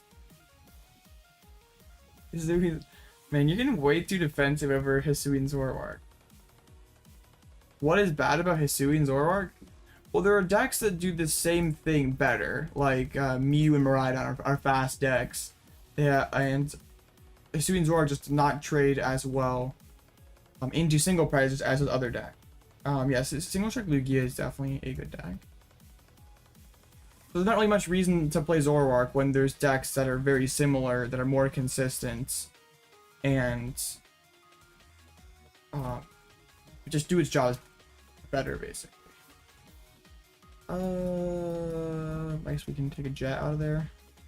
I don't want to commit the Luminous or the DTE yet. There are 2 prizes. Single strike is pretty solid. You are probably more reasonable into Miraidon thanks to Sojourner. You're better into Gardevoir, but overall you're just less consistent, not quite as strong into Tina. So I do prefer the colorless build, but I still think single strike is fine. Okay, nuts. So they will finally get their turn 3 summoning stars if they have a Lugia. Oh, you can't indoctrinate him if he... No, man. Imagine if it like 1 bar slow or something. That'd be wild. Oh, well. I do have... I don't know if you have commented, but on my community tab, I'm giving away 300 codes tomorrow. So you're trying to be able to upgrade a deck or something, then one second. We'll do that. I guess being up 3 prizes is pretty good. I guess if they have Luxray, that'd be kind of nasty. I don't really want to play a supporter though. Yep. I mean, it doesn't cost anything to enter, and there's only like 50 people, so pretty decent shot of winning lots of codes. So all you have to do is just subscribe and comment what your favorite deck is. I'll draw it tomorrow on stream.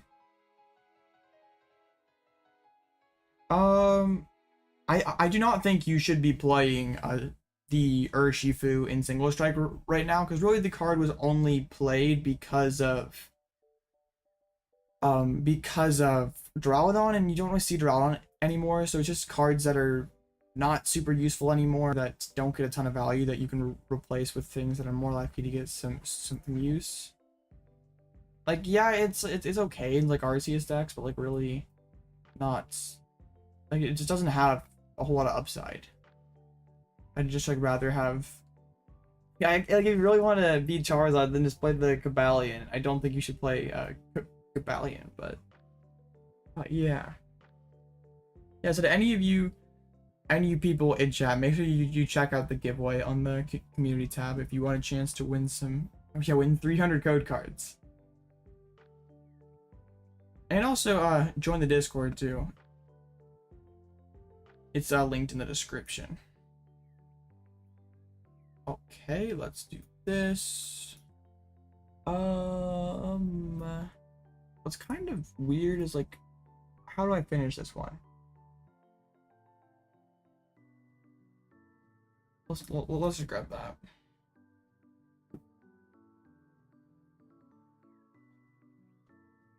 Basic. I don't know what you're talking about there, Houston. It's kind of a bit random.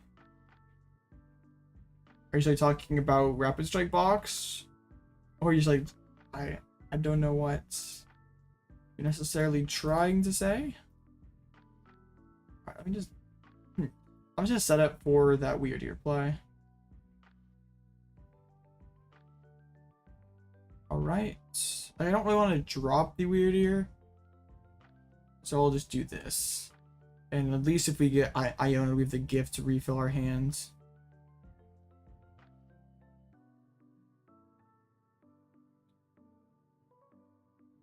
Okay.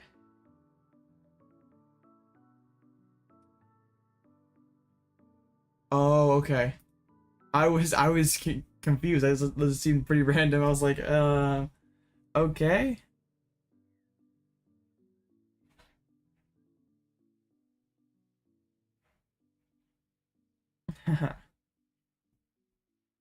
Once again, Ian, I greatly appreciate it. And all you guys who maybe don't know Ian with Ian, definitely check out and subscribe to his channel.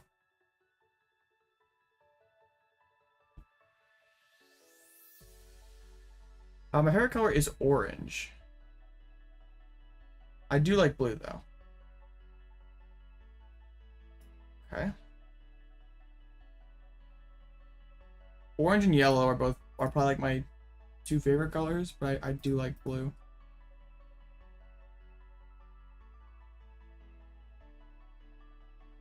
Arceus Duraludon Vulpix with Espeon? Well, if you're afraid of facing Lugia, I don't hate it. I still think that's like probably too crazy. Like, probably not. You probably don't have that great of a matchup into your latest usual. I appreciate it though. You guys are awesome. Shout out to Ian with Ian. Yeah, that's definitely the correct take. I feel like that's definitely my top 3 also. So pretty funny. It's weird he was about to slap this Lugia.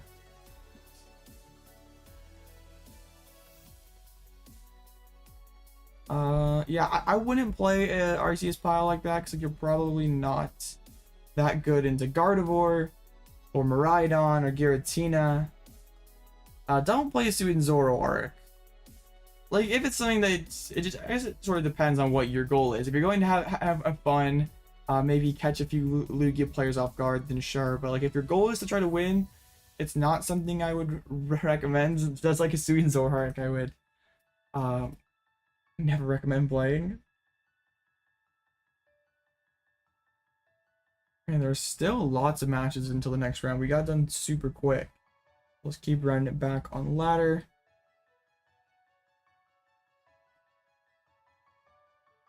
Man, that was the subscriber count really jumped up after the raid, so that was pretty awesome, Ian. You are an absolute legend.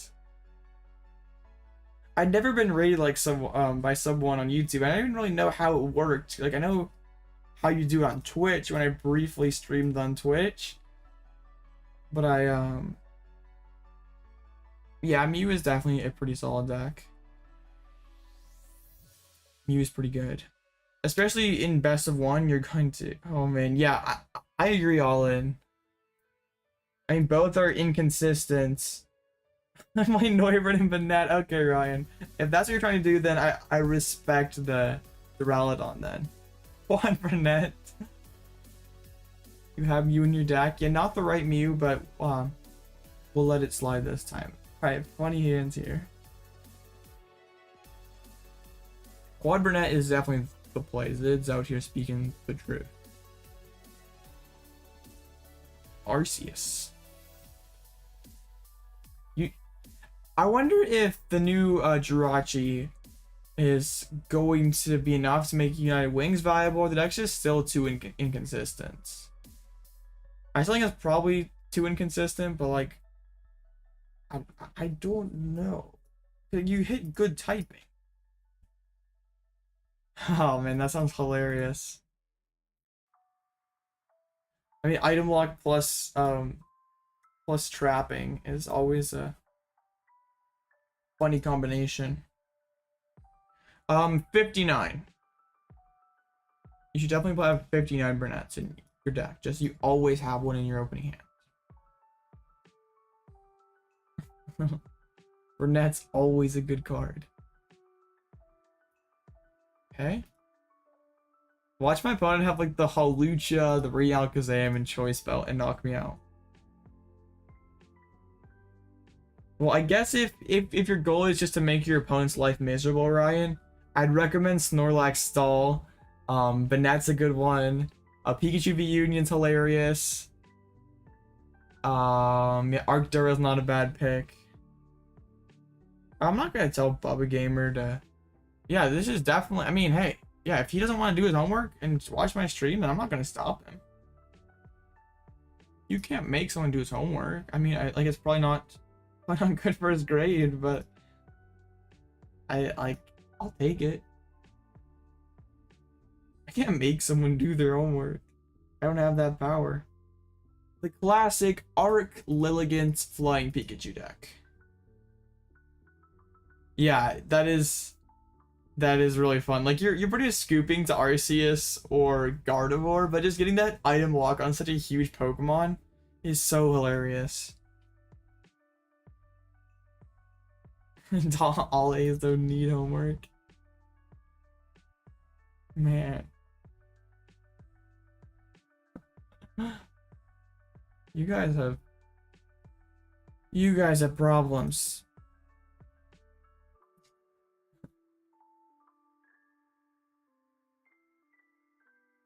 Okay. Unfortunately, we can't boss this Flying Pika now thanks to the path. So we're gonna have to figure something out here. Like, I don't really want to just slap this Arceus. But, yeah, please just give me boss at the top. I should have the Serena, I guess. Oof, not more energies. That's like literally the last thing I want. I can't even summoning star yet.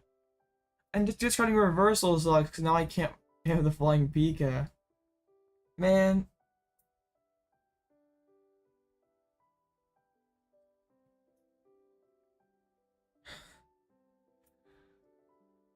Oh my goodness, you guys. Yeah. Oh well, at least it's just ladders. Doesn't really matter too much whether we win or lose, but yeah. Pretty frustrating draws this game.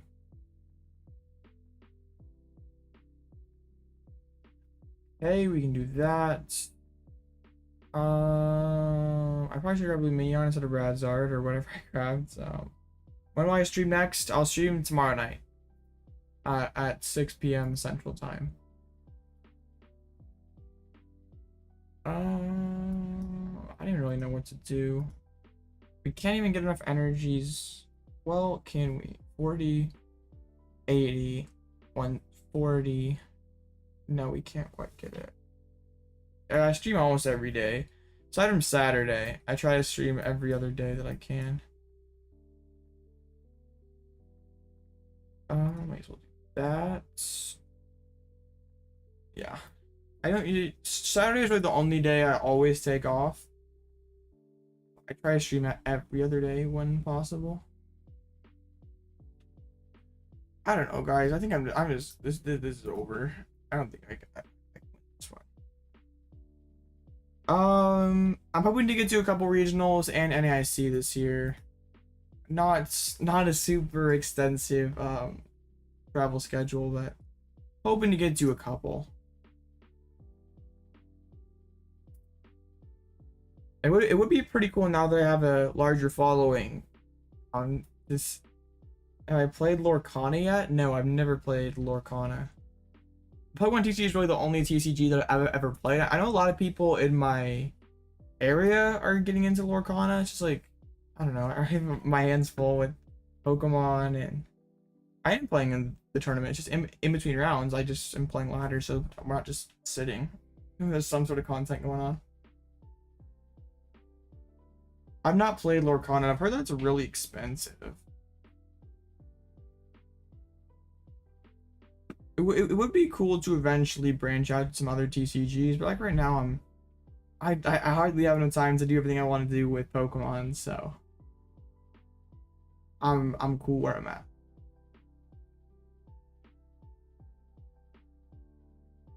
Okay.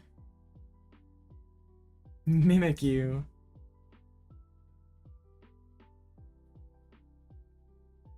So what does Mimikyu mean? It means draw pass. Draw attach pass. Okay. I guess we're just gonna get Lumineon, or do we get Squawk? I guess we'll grab Squawk.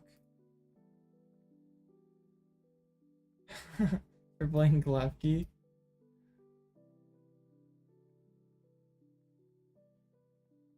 Oh, are you behind CJEP? Are you still watching the Marathon matchup? Uh-oh. Dang it, like I should have grabbed researched. Like this is kind of bad. I'm not gonna Iono them just with how weak their hand was. We'll read the wind out Drapion. I think CJEP's behind. Alright. It's some sort of lost build, so and they have chorus, so they're gonna be able to do something. Alright, looks like just lost him playing Mimikyu, and I don't really know why you play Mimikyu.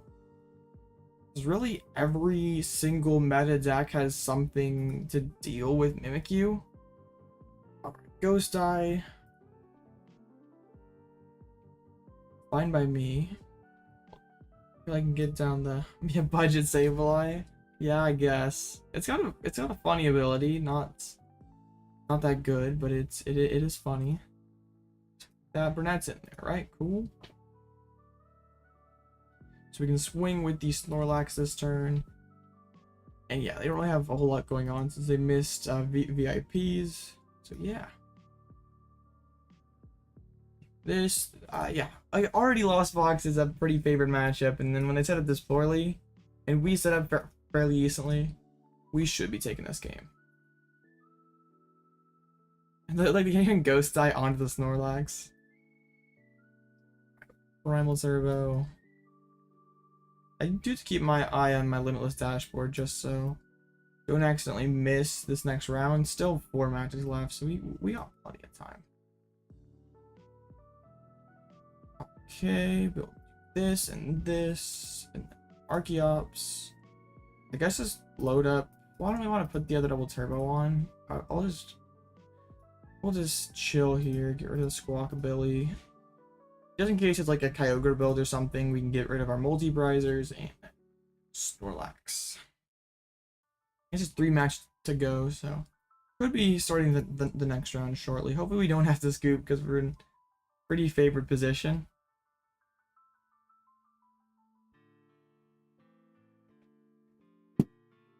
Pumpy. Cart.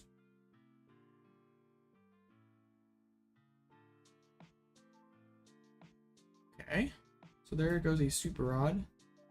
They're finally able to use their first flower selecting. So I post my deck list somewhere. Yeah, actually in the description, my deck list is linked there. So if you want to copy it and play it yourself, it's right there. And also it's on Limitless too, if you.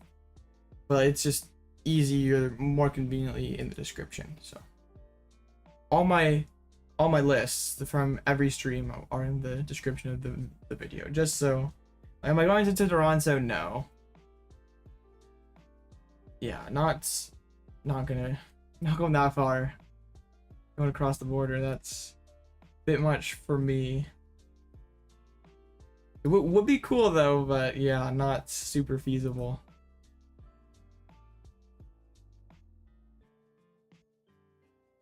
I hope to get to a couple regionals this year. I mean, if I get to one, I'll be happy pretty much. Please, opponents. Just don't play slow. We got 3 matches left. Don't want to run out of time because I should win this game. Like, spitting into Cram is so bad. Or spitting into Snorlax with Cram is so bad.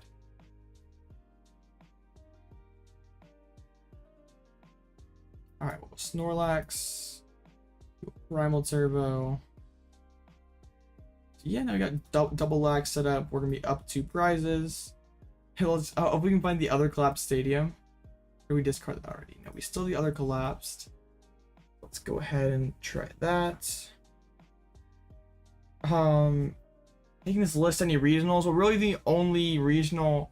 Well, I guess San Antonio is will San Antonio have whatever Paradox Rift or whatever the that set? Will San Antonio have that one, or will it just have 150-51? It was like, yeah, I'm not gonna be at Peoria, Sacramento. So I'm probably not gonna take this list to a tournament just because the metagame will probably be shifted. I would love to be able to, like Peoria or Pittsburgh or something, but unfortunately it's not all that realistic. Only 151. Okay, so I guess potentially San Antonio. Oh, it will. I don't know. I mean, it'll just all depend on what the metagame looks like. Whatever regional I go to, so probably not.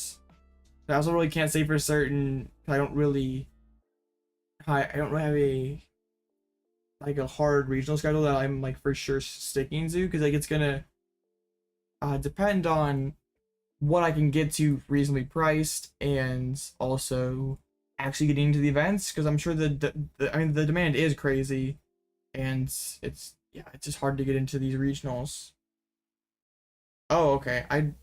Well, Paradox comes out in November. For some reason, I thought it was in December. Okay, well then, yeah, it'll definitely be. It'll be legal by a couple weeks then. So San Antonio will be the first tournament with Paradox Rift, maybe. Maybe not. All right, we see a Moonlight Shuriken. That's just like so many resources spent for not all that much. Alright, well, oh man, Paradox is gonna be kind of rough for the competitive scene, so yay. Oh, it's gonna be kind of, actually I might have overplayed my energies here. That might be how I lose. Okay. I should have like some double turbos prize though that I can pull out. S1.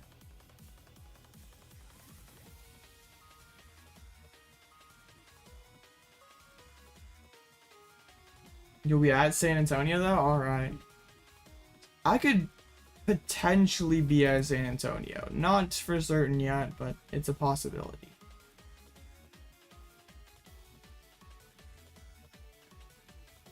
Yeah, I kind of did overplay my energies here, so we definitely could lose. Yes, San Antonio is not, it's actually fairly reasonable to fly to, so.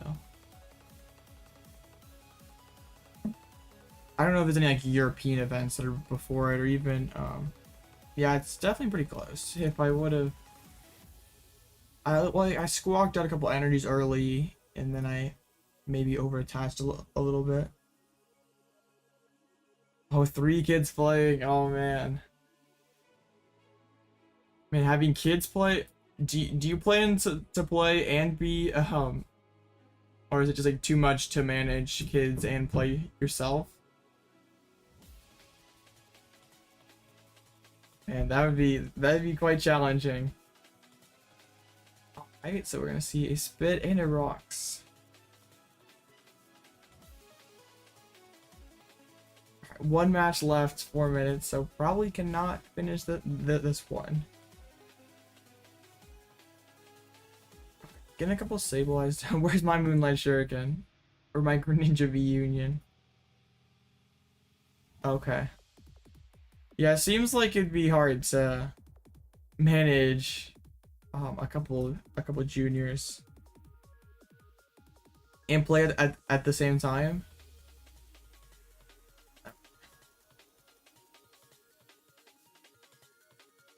Let's do this. I'll put down the Radiant Charizard. I don't really want to Ultra Ball yet, I guess, so.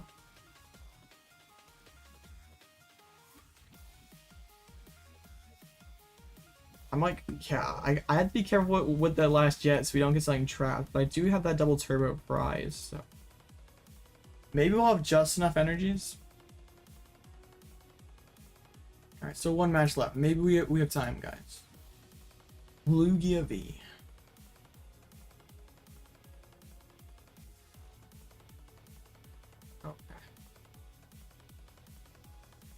Oh, well that is pretty awesome.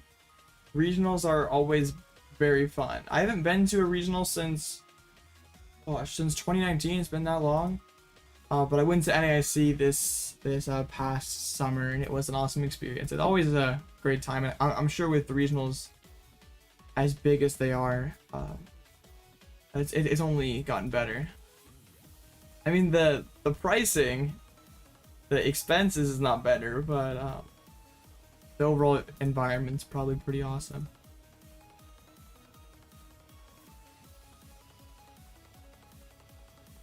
But regionals with juniors is definitely I mean, I played a lot as a junior. It's always is.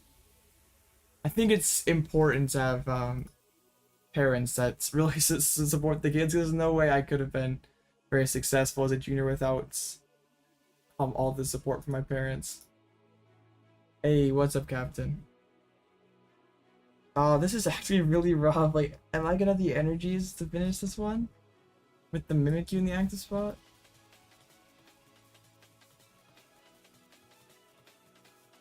Alright, we have boss. I'm gonna boss KO Sableye.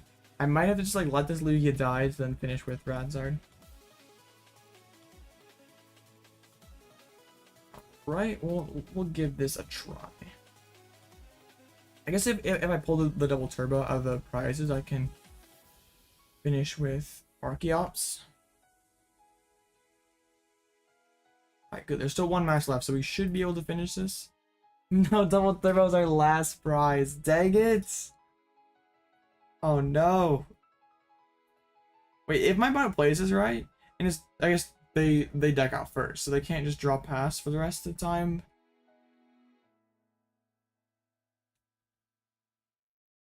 Okay, I'm just gonna draw pass. How I appreciate that, Captain. Don't ever feel like you have to tune in. I'm very grateful for all you guys who show up frequently, and I mean, that's pretty good. don't think I deserve to be the third priority, but I really appreciate it. I'm super grateful to have the following that I have. I'm super thankful for all you guys. Well, combustion blast for the game. Like, I guess my opponents, I don't know, like, do you just like hold there? I guess like you really don't have much you can do, because either you take the knockout and I win. I guess they don't have boss. Like, if they could have bossed the Radzard and like stuck it in the active spot, that would have been kind of scuffed. Lugia W. Alright, the match is timed out, so we'll be ready here.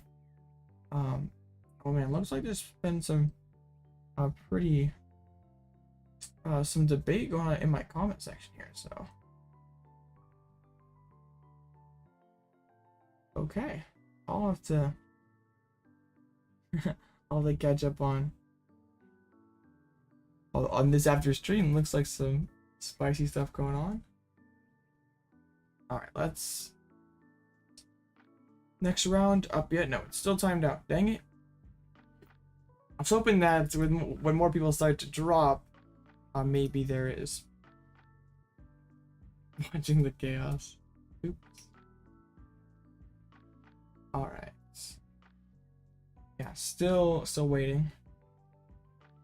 Well, I don't really have like time to like type out an actual reply that makes any sense, so. Oh, this is the Shadow Rider, isn't it? It is. Okay, Path is gonna be annoying, but like I just loaded a Drapion early, and what do you do about it? I mean, like hopefully it's nothing too bad. Like luckily YouTube like auto mods, so like you can't say anything super bad.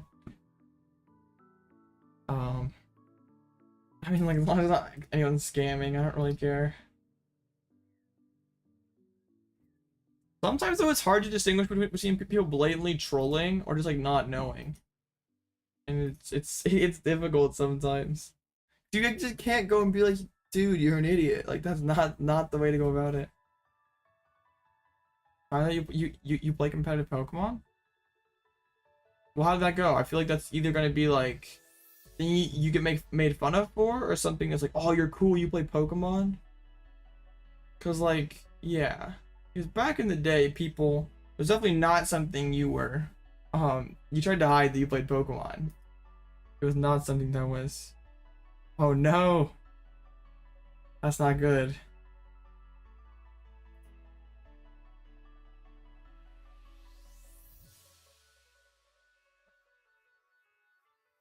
Opponent says they're resetting.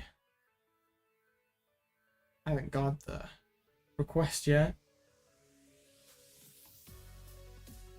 Oh man, well if they don't wanna, I mean that's their problem. Yeah, you're cool with me for playing competitive Pokemon, Captain. Yep. Yeah, I don't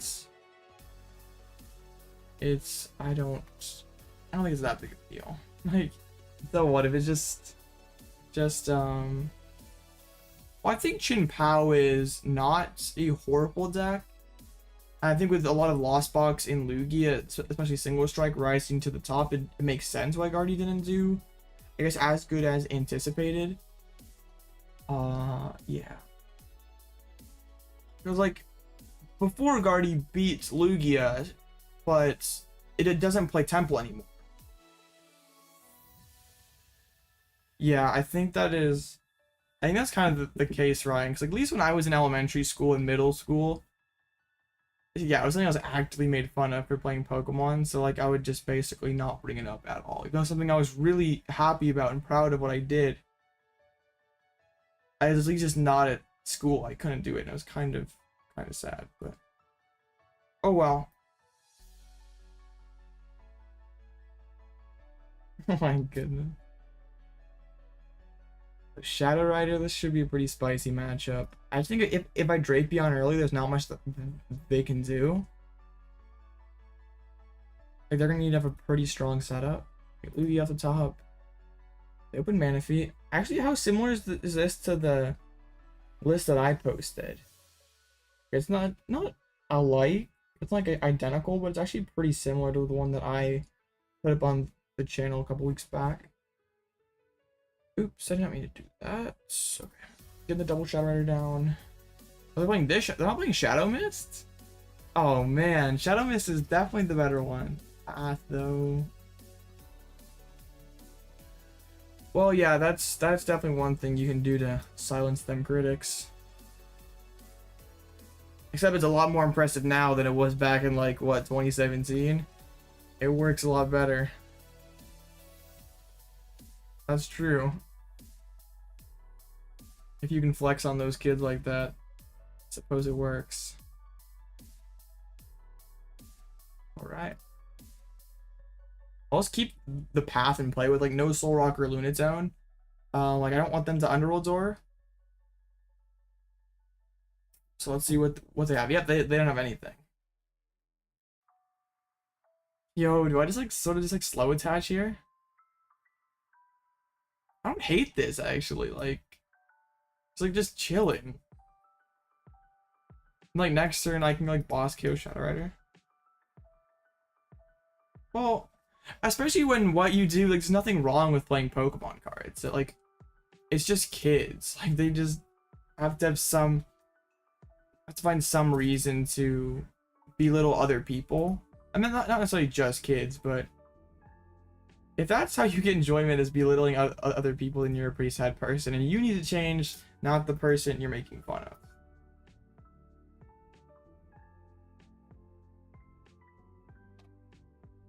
Take this knock. Yeah. So that, or we can get down another Lugia.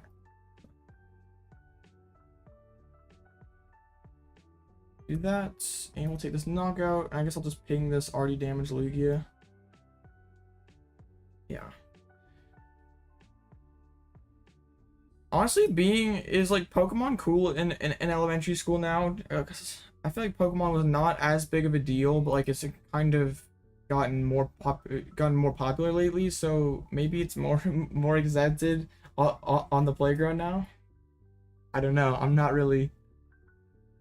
Okay, because like I guess it was starting to become that when I was yeah. It like wasn't like, maybe it's more like middle school where it's like, dude, you still play with Pokemon? Like, what a kid. But I feel like, yeah, interesting times. Well, that's pretty cool. Like, yeah, that, I guess that makes sense. All right, cool. Drapion carries. Winning a game without even setting up a Lugia V-STAR. Insane. I didn't brick though, buddy. That was no brick. My opponent's out here in Limitless chat. No, I did not brick. I just chose not to play my cards. You know I had Pumpkaboo, buddy. You know I did.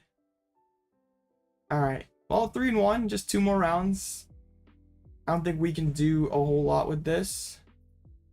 In terms of pricing, but we'll do the best that we can. I think I'm just gonna probably the black screen, yeah. That's pretty cool, Ryan. That's pretty neat. Oh yes, BDIF black card. I mean it was so good that both players used it. That's how insane it was. A good Smash Ultimate player. I played a lot of Smash 4, but I really didn't play too much Ultimate. Who's your main, Zid? I really played Ultimate a little bit when it came out, but like then I just, yeah, I lost interest in Smash. Smash Bros is a pretty fun game.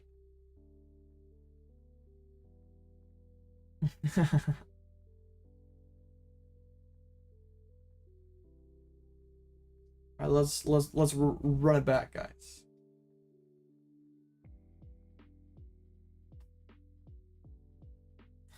Oh, I love Lugia. It's infuriating sometimes to get those hands, but like most of the time, Cloud, Joker, and Falcon.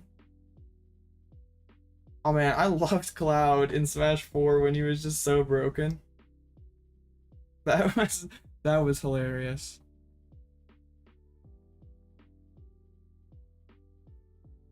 But yeah, I don't really know who's good in the in the newer Smash stuff. I haven't really played that game too much. TLC enjoyer, yeah. Because in Smash 4, I mained Duck Hunt up until I got Cloud, and then I just like spammed Cloud, and I like didn't have a reason to actually try and play a high skill character when I could just spam with Cloud and be a lot better.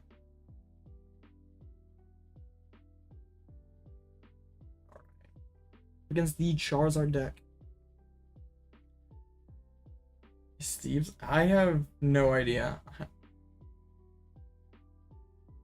Yeah, that's nuts. I really haven't played Smash in a long time. At least like competitively or tried to play it seriously. Steve is broken though. I think it's funny that they actually have like a character like Steve in Smash when like he's like kind of like the meme character like Waluigi or Goku.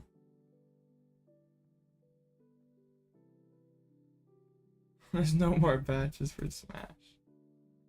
Smash 6? Oh man. Will that be out for the Switch or like whatever Nintendo's next console was? They like always have like one Smash game per console pretty much. I guess it probably depends on how long they intend to stay on the Nintendo Switch. That's like 2 fast rounds in a row though, guys. Like just man, we still have 25 minutes. Hopefully things will be getting shorter though.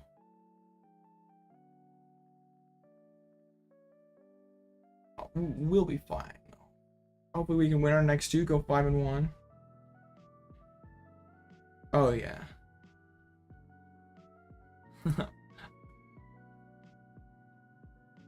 Smash. Oh man. Yeah, I wonder when. Whoa, what was it? Whoa, the Lost Box tech. Yeah, it's kind of like Mario Kart or Mario Party. Like whenever they get a new console, they release one of those new like flagship games. Oh man, Smash is always a good time. I wish it, yeah. It's like, how is the Smash competitive scene? Like, is there really still much of a? I know they had some controversy like a couple years back. Like, I don't know if I assume there still is big tournaments and stuff. It'd just be hard to play a game competitively without any more patches or anything. Like, I feel like it would get really boring after a while.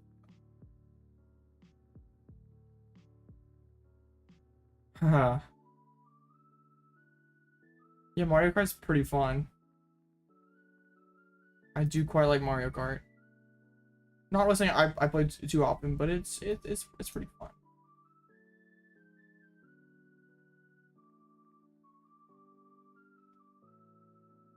So am I gonna Cleffa, or are they just gonna sit? I guess they're just gonna sit. Okay, like I think I'm just gonna research out double boss. It's gonna feel really bad, but it will be okay. We'll be fine, guys. Also, getting rid of Luminous Energy is very bad too. Yeah, my gameplay against Zara is very scuffed now without now each other Burnet. Is very scuffed without boss's orders. We'll be okay. We just play Burnet, right? Burnet is good. Alright, we'll read the wind. At least we got that triple Archeops in the discard pile. It's funny how there's some games where you struggle to even get 1, and there's games like this where you get 3 in the discard pile like easy. Yeah, like going second does help, but it's Lugia is such a silly deck. Honestly, there's like not a whole lot of decks like Lugia, like in terms of the draws, how many energies you have to play, how many Pokemon it plays. But then like all your work being front loaded into the first few turns, and then like as soon as you announce summoning stars, you basically have 0 brain power used for the rest of the game. Like you just use Prowl Turbo every turn and announce whatever attack. Oh no, my subscriber count. I look over and it was 188 or 388. Now it's down to 386. Oh, for sure. Lugia is it's an experience. It's not for everyone. You gotta be okay with that. You're gonna like have games semi-frequently that's gonna be like totally out of your hands. But then there'll be games where you just like, feel unstoppable because you're drawing so amazing. But yeah, this Zard matchup is tough. Especially when it's not. Well, they're going without Pidgeot. I discard both my bosses, so I have no access to this Squawkabilly. I don't know. Could have been any of those raiders who just like sort of like subbed and they didn't necessarily care about the content. Or I upload shorts. Sometimes shorts. Shorts are weird, or people unsub because they like accidentally sub or something. Then I feel like you should be able to make like lots of money off competitive Smash if done right, but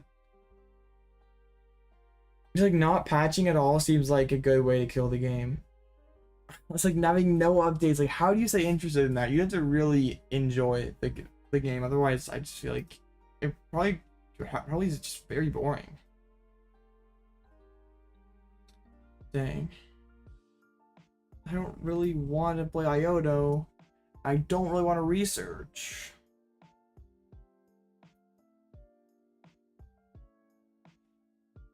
Okay.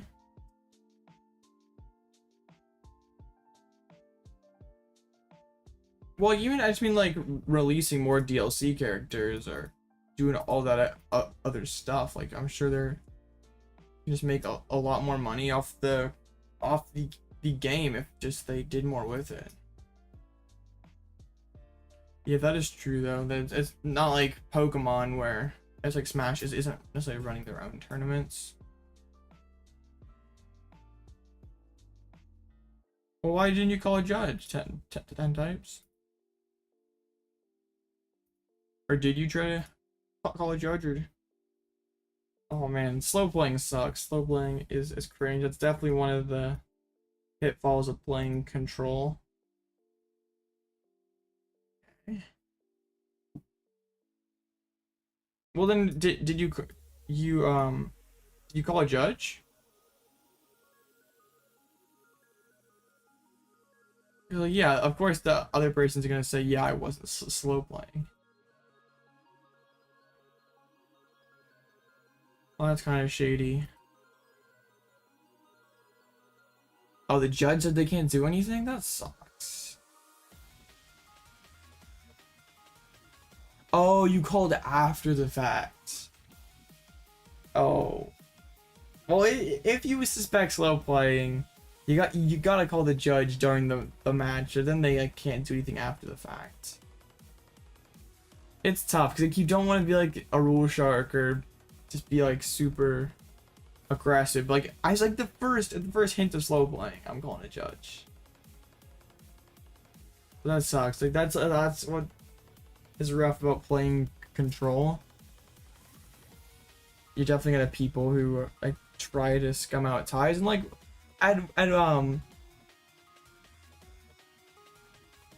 oh. I was like in a tournament where you're playing you're 1-1. Like you're gonna tie and just like eliminate yourself. Not really eliminate yourself, but like what do you gain by tying?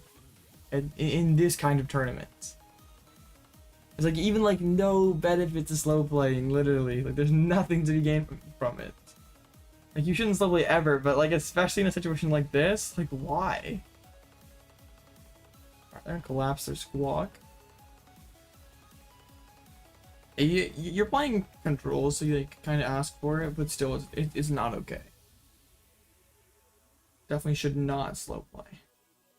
Slow playing is super cringe. I don't know if I'll be able to win this one, honestly. With no way to access the bench, it's gonna be pretty tough. If we're able to build up like a huge Wyrdeer to take a one hit, then like how am I gonna take these two prizes in Candy Zard? Yeah, I think we've lost. Considering how much we've like double lost. And if I Wyrdeer, it just gets one shot by a Zard. Oh man. Tragic. Yeah, because like I can take the hit, take a knockout, they knock me out, and then yeah. I take a one hit with Wyrdeer, but I can't ever. Well, we'll play it out. Maybe they'll mess up. Maybe they will mess up. They're playing boss. Okay, I'm actually like okay with this if they want to boss and kill Lugia.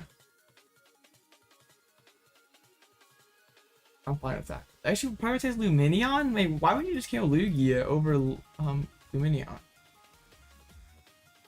Huh. Yeah, so we just like can take this knockout and like I guess we can tank the hit, knockout. Alright, we might have a chance. I don't think it's the end for Lugia. I was just kind of worried that maybe the Miraidon matchup would be too much to overcome. But at least for this tournament, not a lot of people are playing Miraidon. I think the deck is fine. Just you just can't play. You have to be playing Radiant Charizard in colorless specifically. After Miraidon just did so well at Pittsburgh, it's gonna probably. I still think my list is probably still okay. Into Miraidon, it's just not gonna be that easy if everyone's playing. Forge is just a very slow pace of play. Yeah. I don't know if it's technically slow play, but yeah, he does play incredibly slowly sometimes.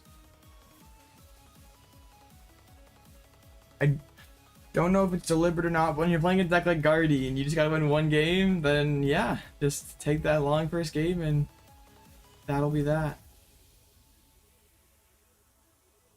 I don't think that that's a hot take. No one can really argue that like Tord does not play slowly when he objectively plays slow. I don't know if it's malicious. I don't know if it's intentional. It's just yeah, he definitely plays at a slower pace of play than most players. That's a mouthful. I guess our match could be starting relatively shortly. These rounds are going a lot quicker.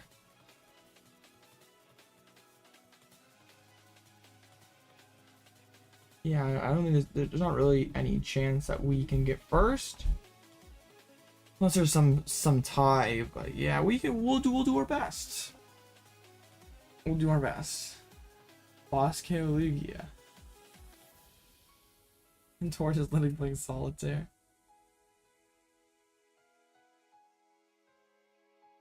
Okay.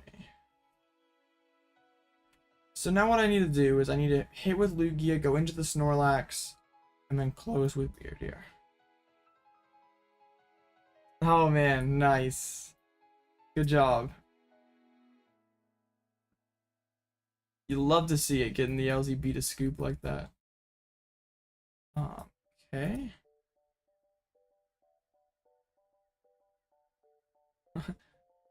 Yeah, we won't bench the deer just yet.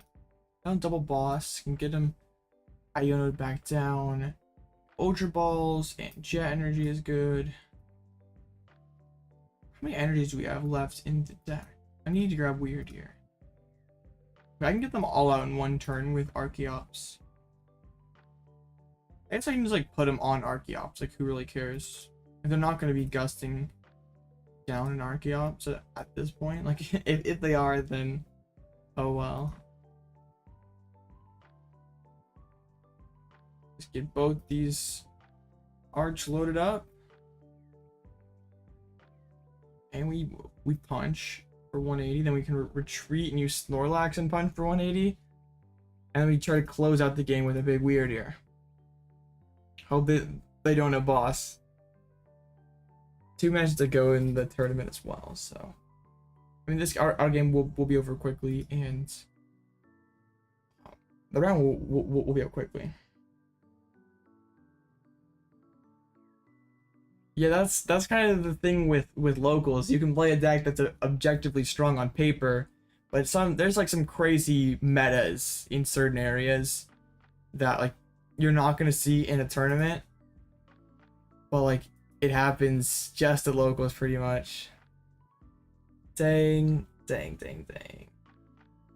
This is bad. I should have held the Ultra Ball to get a Lumineon. Actually, I can't even boss anyway. Wait, Cleffa? I did a Tyranitar in top 8? Oh my goodness. Oh, well, yeah, if it's your first tournament, you really can't. You really can't predict. It's always interesting to see what's... Man, Tyranitar in top 8 is pretty interesting. Okay, actually using Clef would have been interesting if they were playing something like Vitality Band. Okay. But this is bad. I swing with Lax. Like then I can't finish this game, so yeah. I found having that switch off the Iono is pretty good for them. Is the PAL they evolved? Some people are using it with Tyranitar EX, but like really that Tyranitar deck is not that good. If it beats Lugia, it beats Colorless Lugia, but it's like overall not that great.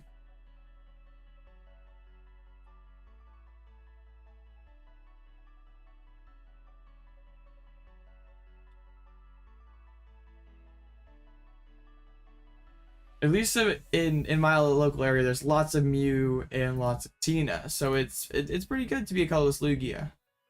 There's really no one who plays Miraidon, no one who plays Arctur or anything like that, but like yeah, that is a pretty sick art. You can't really go wrong with that artwork. Putting Darkness, yeah, it's not too meta. It's a pretty fun deck. Miraidon's pretty solid. I'm just gonna hit them for tons and tons of damage. Maybe that will scare them so badly that they'll concede immediately. Out of just pure shock that a stupid deer did this much damage. They'll forget that they can knock me out and hide behind Cleffa. I can Serena for the game. See guys, I'm playing the mind games here. Nobody expects the deer to do this much damage. Of course we'll thin out the deck too. Wouldn't want to play suboptimally. That's and the Collapsed Stadium. So our deck is a straight gas. And heck, we'll even use our own Collapsed Stadium just for the memes. And 380 damage. No one expects the deer to do this much damage. Alright, dude, what are you gonna do? I can promote your Zard? I dare you. Go ahead, Zard. Right in my face. Press Burning Darkness. I dare you. Oh no! He didn't fall for the Wyrdeer. Didn't catch him by surprise. Oh, now he's saucing me by playing down extra cards. I deserve it, but oh man, imagine they were sniping the whole time. That'd been funny. Like, okay, I'm gonna teach this kid a lesson. Burning Darkness for 300. Oh wow.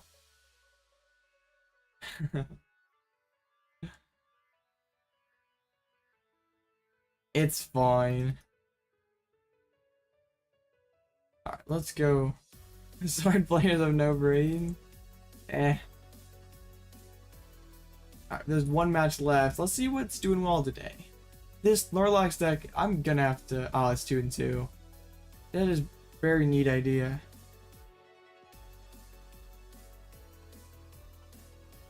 Fusion Mew is doing well. There's a 3-0. Yeah, 4-0. Fusion Strike Mew. Is that the one that I lost to? No, it's not. It's a different one. Interesting.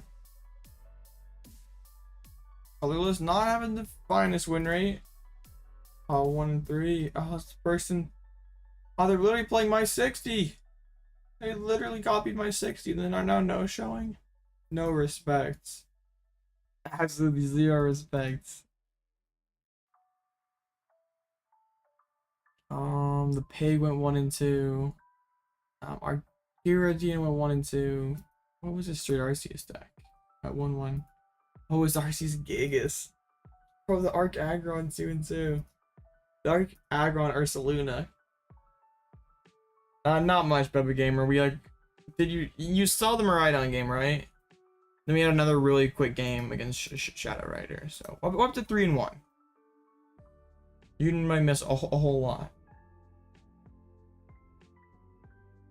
Oh man, my opponent went 2-2 drop my resistance. No. Oh man, it's fine, guys. We aren't gonna win anyway, but it just sucks to we can't get super awesome plays because of the person that we lost to did so poorly. It's okay.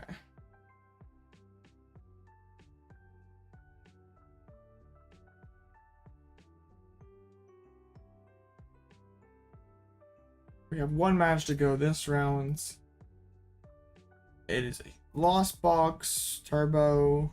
Actually, this is the Kyogre list that won Pittsburgh, actually. Yeah, this is the exact list with the one of the 3 different stadiums, the one of Seal, one of Rocks, and the Halicia. Yeah, I like this list.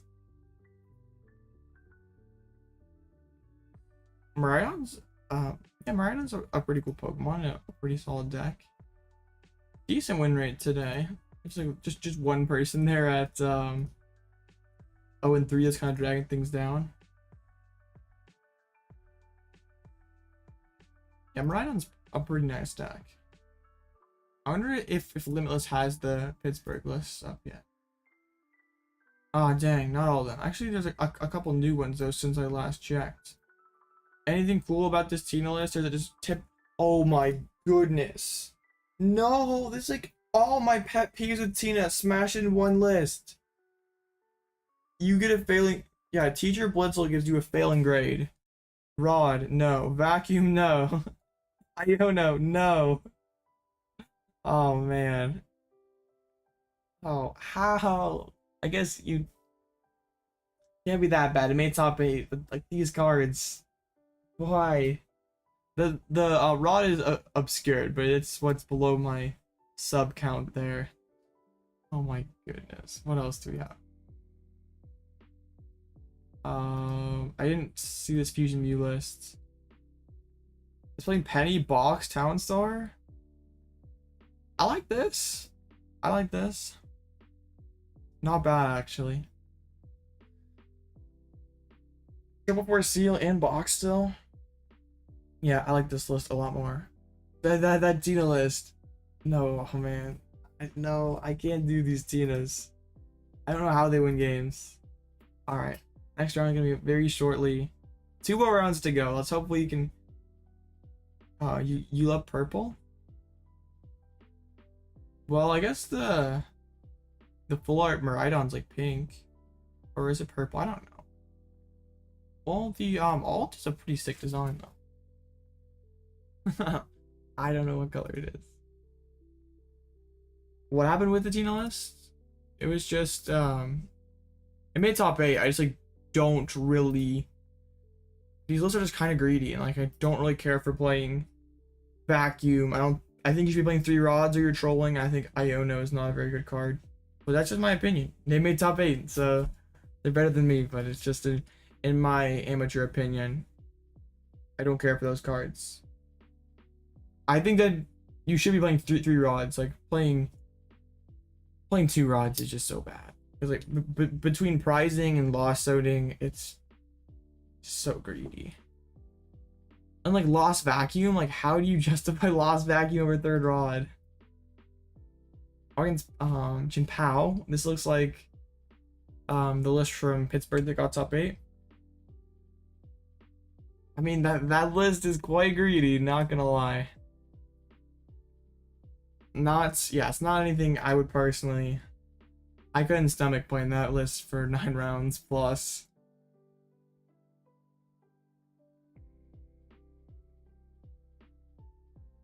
I don't think it's necessarily luckiest player alive, but yeah, it definitely takes some nice draws for sure. But like any top 8 run in a tournament, like you only could afford to lose 3 times. Or no, you only could have, right? Because wasn't the the bubble was 35 match points, so you really only could afford to lose just 2 or 3 times. Yeah, I just think that, like, okay, you're going down to 2 rods, so what are you putting in instead? Is it something meaningful? No, it's Lost Vacuum, a card that, like, feels amazing when the situation is right, but it's too often that it doesn't work, or not, you get it at an inopportune time. One thing that kind of is a bit suboptimal with the new prizing buff is, like, people who are like the same record as top 16 but like get like 17, so it's like hundreds of less dollars for from top 16 to top 32 or top 8 to top 16. So that is kind of a, I don't know if it's a quirk in the system, but it's something that just feels pretty bad. Like when you bubble 17th, it's a pretty big difference in prize money. Or even top 64 versus top 256, or 32 versus 64. I was going to make a video about this today, the winning list from Pittsburgh, but I just was going to stream and didn't feel like it, so. I do want to try this list. I'm probably going to have an aneurysm because it looks pretty difficult to play, but it'd be lots of fun.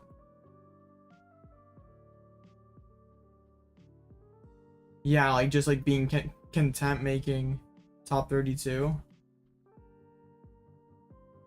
Yeah, you're not as, like, before with like the prizing being relatively not being great, it's like you're not that peeved to get 17th or something, but like, yeah, now it's a difference between thousands of dollars, so it certainly is. Yeah, people might be more willing to play it out just so they like, at least their destinies in their own control.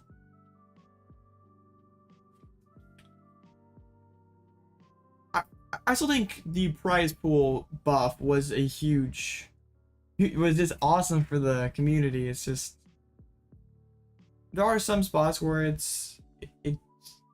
feels like maybe it could be better, or it just feels bad, but overall it's pretty cool. Yeah, that's awesome. Like getting top 32 actually like pays for a trip now.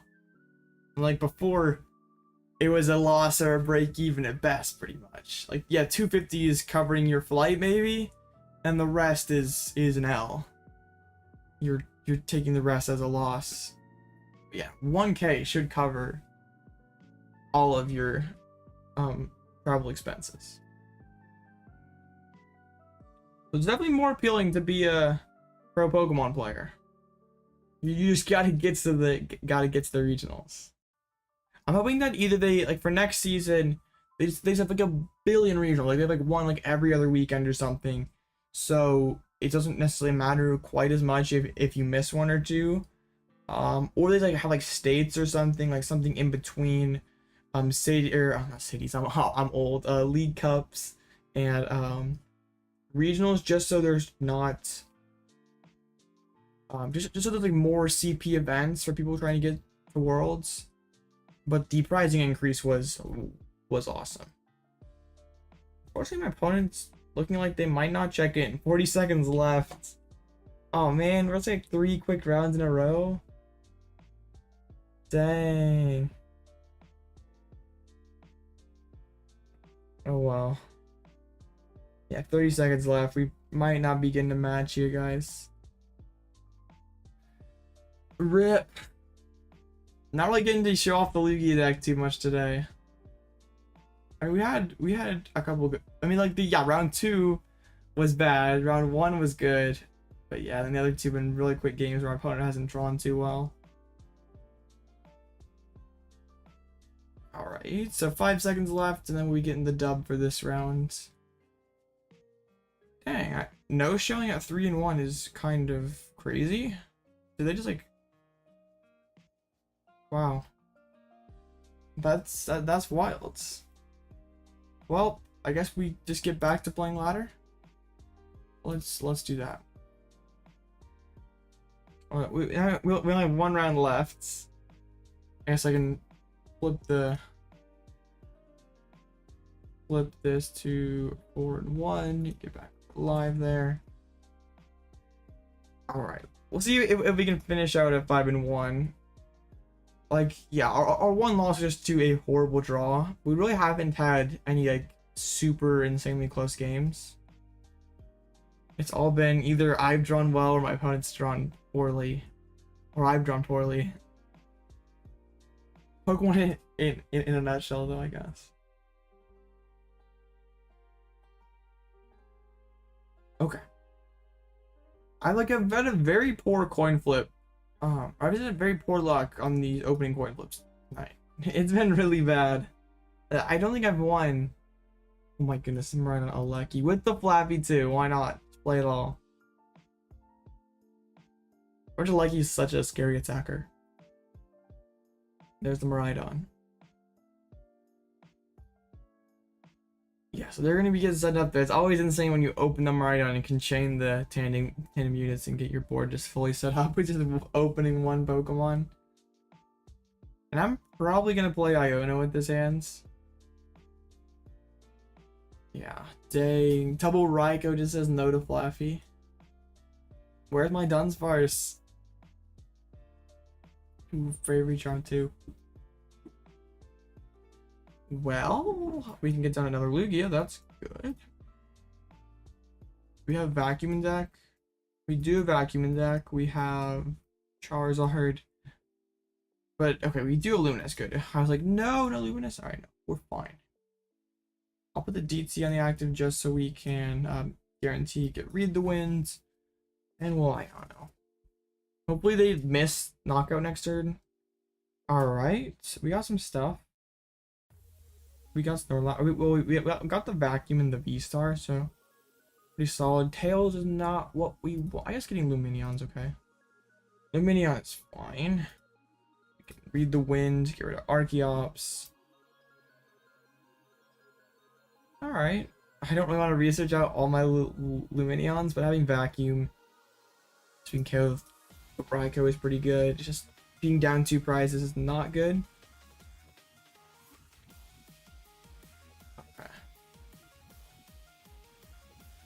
The rope, so they will probably be able to take 2 prizes.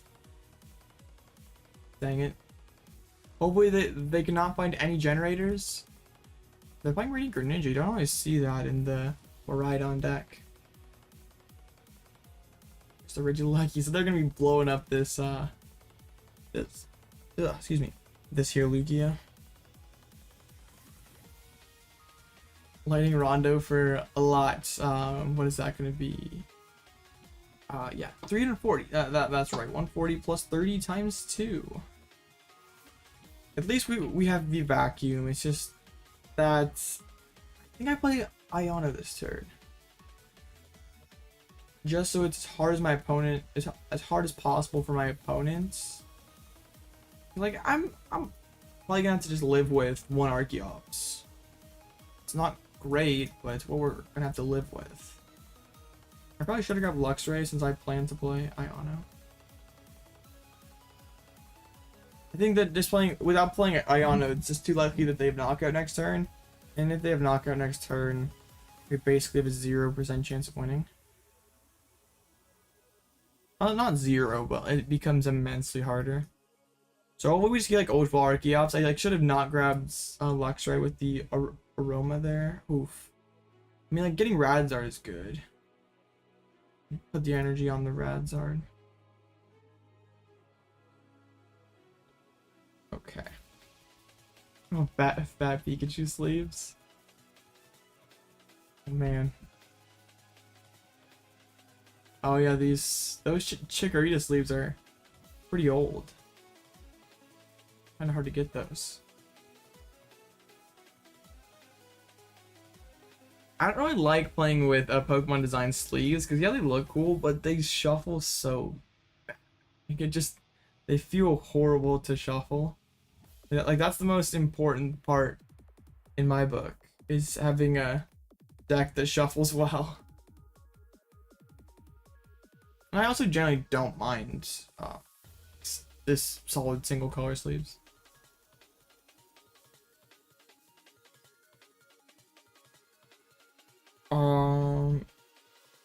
Okay.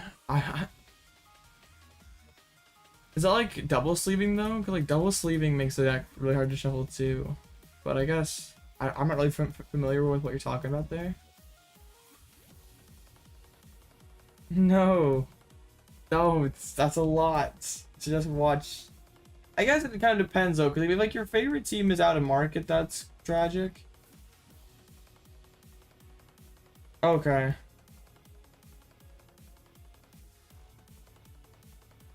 I wouldn't recommend spending 400 bucks on NFL Sunday Ticket, but you do you, buddy. If that's what you need to do, then do it. Oh, okay. Well, I guess that's tragic because you get like Panthers games. Well, I guess if watching the Patriots every week is worth that much to you, all right, we can do 40, 80, 140. Yeah, no way we're getting the knockout this. We played our last Iono. Okay. I think I'm gonna do this actually, just like hit it, and like at least just if they want to take the knockout, they gotta have boss. Let's try this, guys.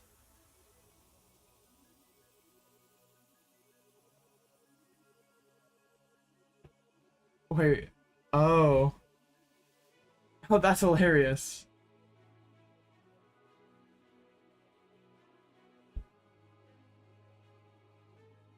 I mean, personally, but it's like 400 for the whole year, so you get like 16 games. Well, and you get all the games every week.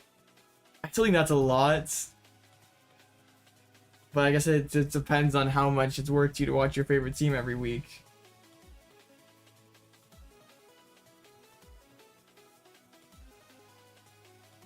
It's not something I personally do though.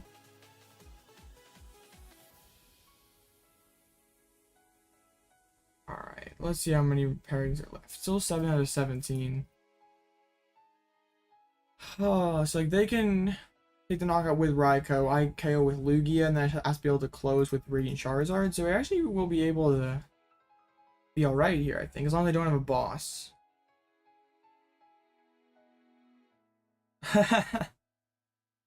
No, boss. No.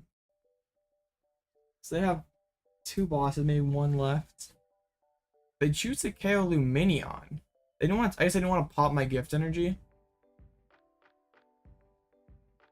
Okay. You're caving.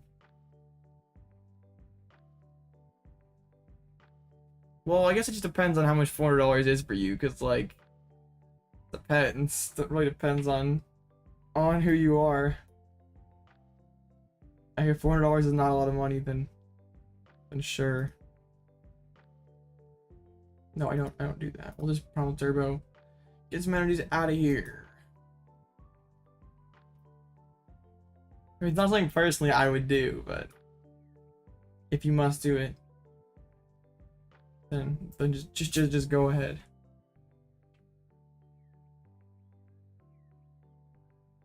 Well, I guess that is pretty good. That is pretty solid. Well, it just depends, I guess. Personally, I would not, but if you get $400 of value watching those football games every week, then go right ahead, I suppose. Do they have boss as their last card, and they're just trolling me? No, just to judge. So I win with Radiant Charizard, unless they're playing Path, and I have Collapsed Stadium. So yeah. Ooh. Well, YouTube kind of has like a monopoly on NFL games now, right? I don't know if there is a cheaper option though. Like, that's kind of the thing.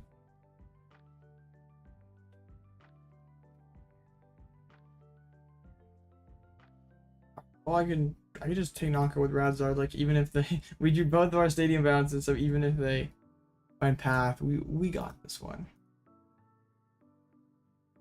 There's OTA antennas. I don't know what you're talking about. What this guy trying to do? Lightning wall, I guess? I don't know. I don't understand here. I used to lightning wall and like stall for the turn. I'm just gonna use switching bowl. He played judge, so no boss this turn. And wait, they went to the Radiant Charizard anyway. I just win with thumping snore. Oh, it's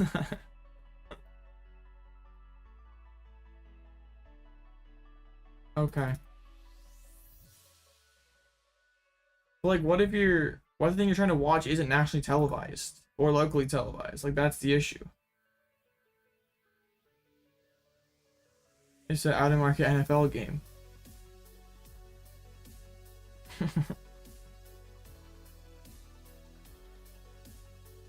Oh man.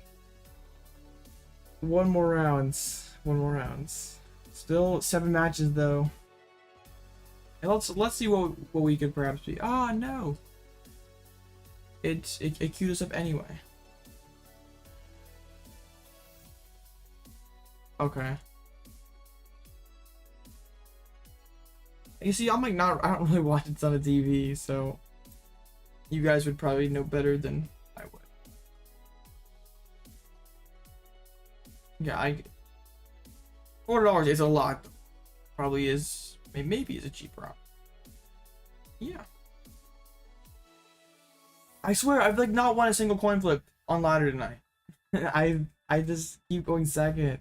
I'm still winning. It just scuffed.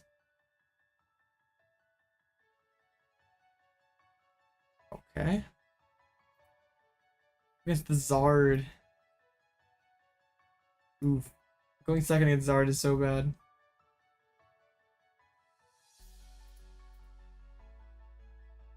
Second against Zard is really rough. His hand also definitely leaves something to be desired, but like kind of. Oh, his 4 mulligans is pretty good. Actually, for 4 mulligans, that didn't do a ton. I guess I'm benching Lugia, Lumineon for Burnet and Read the Wind. Yeah. Charizard mulliganing 4 times and then opens with the VIP, of course. That's how it works, guys. VIP guaranteed in your opening hands. Only with your opponent though. If you play VIP, you're never guaranteed to have it. Is it RC build? Is it a barrel build? Yes, not a barrel. It is RPG.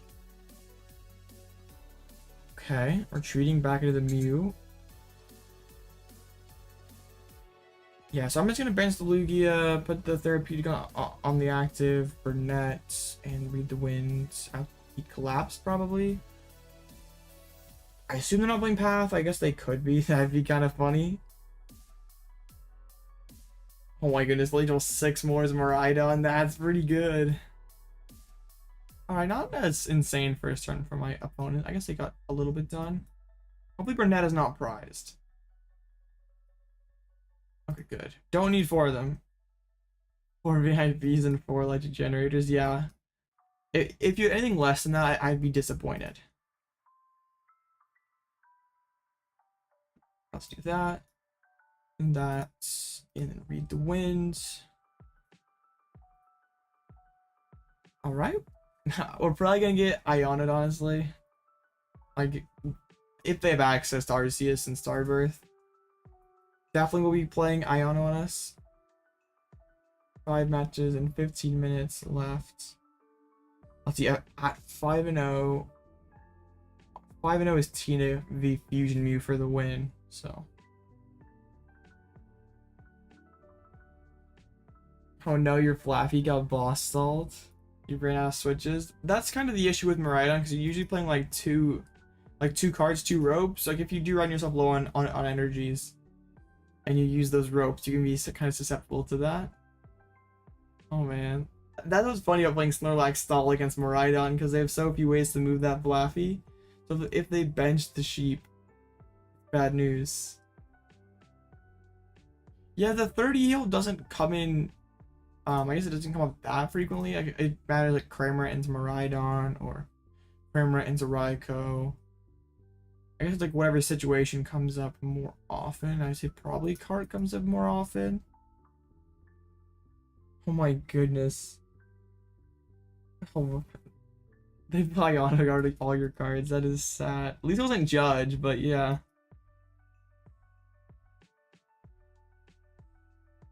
That always sucks when like when Marnie used to be the card.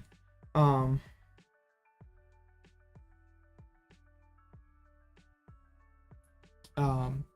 Marnie was a card, I had like 5 supporters in my opening hand, and my opponent would play Marnie, and I had like 2 pencil supporters I could draw.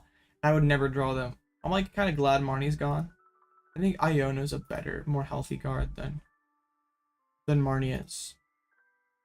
No problem, Ryan. Helping someone save some money potentially. It's all good.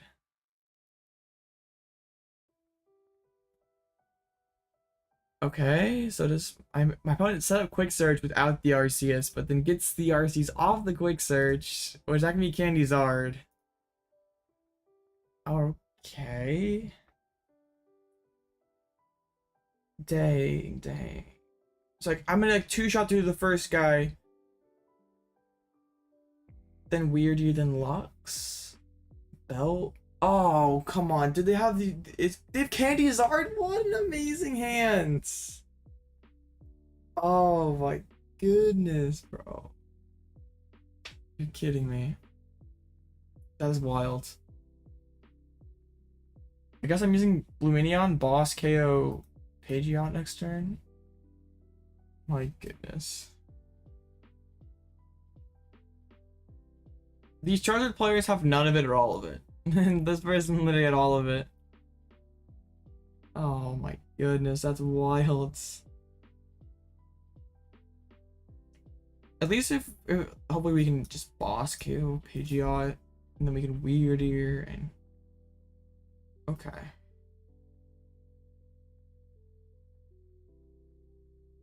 Let's get to that. I don't think I need Collapsed really. Let's make sure we didn't prize double boss. Alright, we got a boss in there. That's good. That's this. The good old Swelling Flash. Okay, Luminous Sign. It's gonna be really hard. Just we're gonna have to use Wyrdeer and one-shot Charizard, and then use hopefully they can't finish the game then. Hopefully they start swinging with Charizard next turn.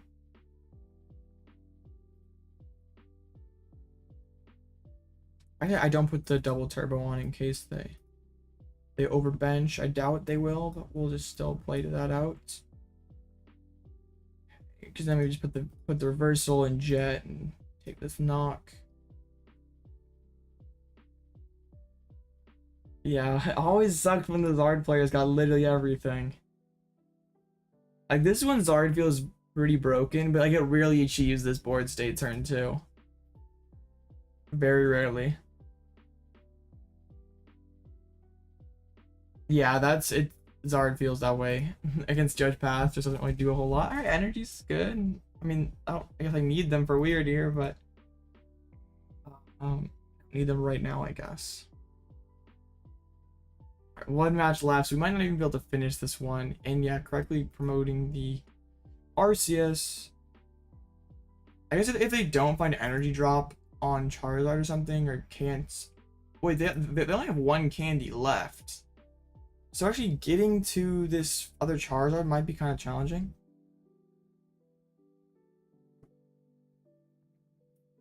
Why didn't they art before the research? Alright, they get the fire on the Zard. I don't know. Yeah, it was not great. The highest position, not good.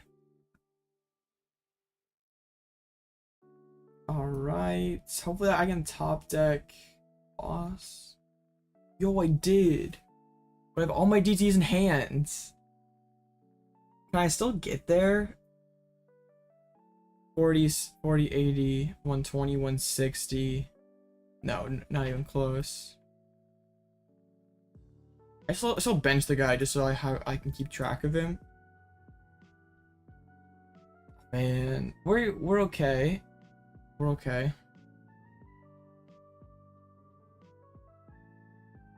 We just like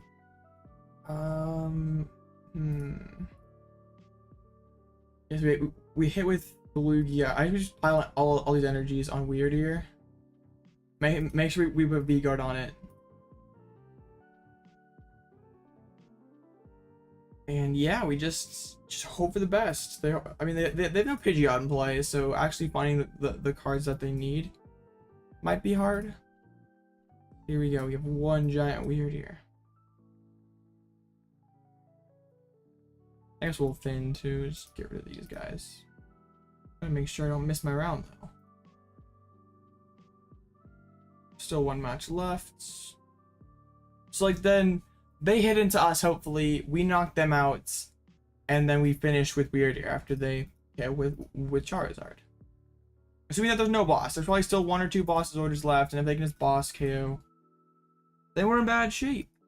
We probably scoop. Now, of course. Wait, whoa. Oh, yeah, this makes a lot of sense. This makes tons of sense, actually, because now if I take these two prizes here, they can just finish with the Charizard. So, man, I'm speed winging this turn actually. I'm using speed wing, forcing them to have their other boss. This is funny. Yeah, I'm just using speed wing. Now will I be able to even Wyrdeer for the game? That remains to be seen, I guess. I have a gift that I can put on the Archeops, right? Yeah. So that is good.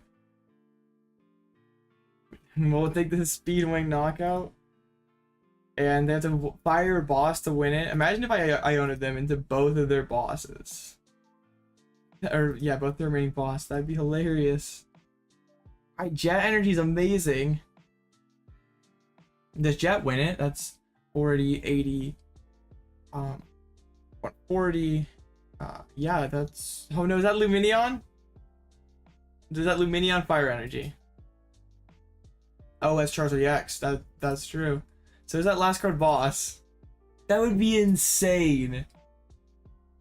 That would be insane if I Iono them into the 2 boss. No way. Okay, there's Fire Energy. No way! Absolutely no way!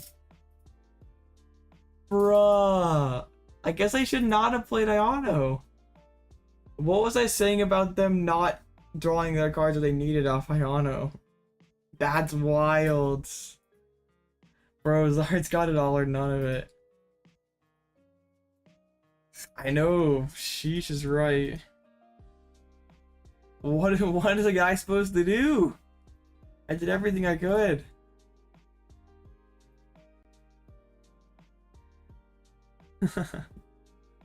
Oh, Charizard, you're funny. That's okay. Our round was gonna start there shortly, but dang, we had it all on board too. Oh, cool card. The Altered Revivroom. Sick art, by the way, but bad card.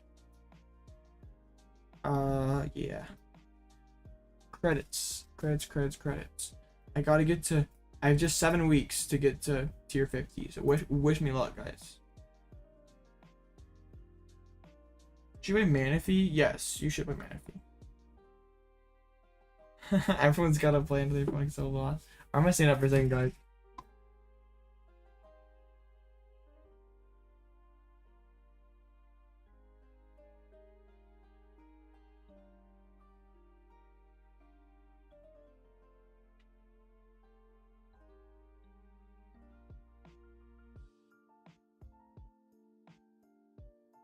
Oh, okay. Just sitting in a crappy chair for 3 hours straight is not good for your back or legs, so it's okay. We're fine now. We're fine. All right. Do that. Yeah, I know that luck was insane. Let's go over here. And oh, Sunny hosts these tournaments, but I would definitely take an Urshifu. I would take an Urshi. Probably, I don't think it's worth the bench spot most of the time. I definitely play Manaphy over Squovit. Squovit's funny though, because it's like basically computer search. Always finds the card that you need it to. Solid. I mean, like, we can still make top 8. Maybe we can get like 3rd or 4th or something. Get like a couple codes out of it. Not a ton, but better than nothing for sure. Okay. Go on and pair the next round. They're all done. It's kind of sad though that we like, really haven't got a legit game in 4 rounds. That's kind of funny that my opponent literally just won out since facing me. I bet there was win percentages. Yeah, I guess not that good, but neither is mine really. I guess it's above average, but like still not great. So like Lugia's overall win percentage. You know me. I gotta make sure that we're doing good. 50% unacceptable. Must be higher. Oh man. Okay, 3 and 2. Good. Do you mean like Charmeleon, you mean? I hope they don't reprint computer search. They probably will, but I hope they don't. There's cards like computer search are like simply so powerful that come down to whoever draws their comp search first. I still like one Charmeleon. I hope they do not reprint, honestly. I hope A-Spec is like balanced where like, yeah, it's a powerful card, but it's not like so powerful that like whoever draws it first has a significant advantage. So that's what comp search felt.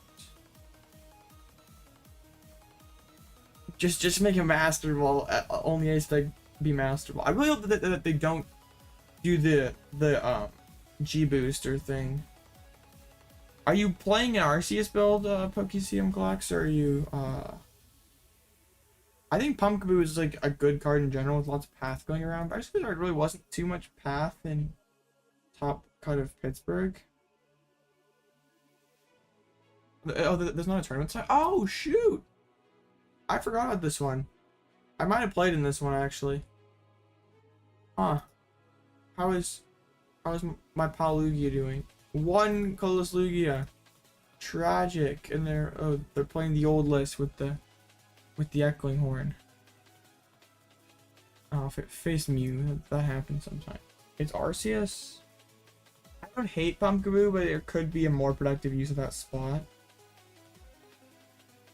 I'm not really crazy about Charizard though. Let's see what's happening in the other tournament then. Entei, what? Yo, just straight Entei. Spicy. Wait, how many Snorlax stall was that? That was 2 Snorlax stall. Dang. And already Durant. Someone just literally brought Durant. Wild. Alright, here we go. Speaking of, oh, this is the Charizard Gallade deck. How am I gonna play this matchup? I think if you're playing Shin Pao, you should not be playing Pidgeot. I think that if you want to play Shin Pao, check out the list that got top 8 at Pittsburgh. Just like Pidgeot is a lot more to set up than Barrel, and is also completely dead in the late game when like you're going to get past the peak. In order to like rebuild your hands, you like to have the Barrel to use your retrievals and stuff. Like, if everything's optimal and you always get like turn 2 Pidgeot, turn 2 backs, the deck feels amazing and just really does that. So the Barrel's a bit more reasonable. Okay, so it's Chris. Oh wait, I'm actually very intrigued. A straight Charizard deck like this, it probably will not set up super fast. So I get an early 2-prize lead, 2-shot the second Zard with the Lugia, and then close with Wyrdeer. Like, they don't have any any bit bans or anything like that, so they can't one-shot us until we've taken 4 prizes. Okay, did they get the vendor quest? Not yet. Can we close out? Oh, you're playing Heavy Path and Zard? I think Artisan is a very good stadium in Charizard. Just for the consistency buff. Trying to be a Path deck though is interesting. Just being disruptive with Path in the early game is like it's just gonna be anti-synergistic sometimes. I think I would at least play 1 or 2. Like, is Artisan more valuable than League HQ? Probably. Is it more valuable than Third Path? Probably. I think 2-2 split. Like if you want to be a Path build, like I know, like 3 is still nice, just so you always draw that Path early on. Because like if you're playing Path, you want a Path as early as possible. Oof, this ends. It's pretty rough. Oh, that's interesting. I played 0 with Zard Path, so they always open VIP. No, and going first. Double VIP, bruh. Busted deck. I just had the double VIPs and that was it. Rebrand Scuba of Nat? Ugh. You can keep Scuba Nat. I don't necessarily want that back. Net would make Lost Box so broken. I don't think we need Net back personally. Iono. It feels bad when they did. I mean, they slammed down all those VIPs, but I guess they did a bit. They sold 4 cards in hand. What kind of strategies do you want to have with Scuba Net? Like Lost Box already was good with Net. It's already good without Net. Imagine if it got net back. It'd be absolutely bonkers. Just like having the double Lumineon in play, that's some easy prize cards. Like imagine my opponent can take these 2 prize cards early. That'd be tough. I don't really want to use Snorlax early on either. Oh, but like that you couldn't use Scoop Up Net on a rule box Pokemon. It's like something like Super Scoop Up or Scoop Up Cyclone. Man, wild. Scoop Up Net on Lumineon would be pretty crazy. Going back in the level ball, they got some good cards then. Yep, we're gonna see all the Curlius hitting the board and the Jet Energy. I feel like with how awkward our board state is early on here, how well my opponent set up, this can be a tough game to win. Especially if they can take 2 prizes on this Lumineon, I bet we lose, honestly. I guess there is like some sort of silver lining here. They lost some that Charmander.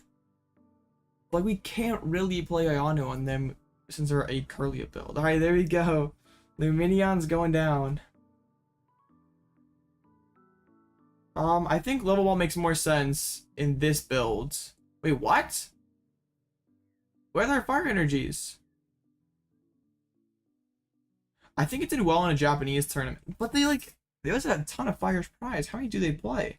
6 with 1 down. They must have a ton in hand or a ton prized or something. That's crazy. Wow.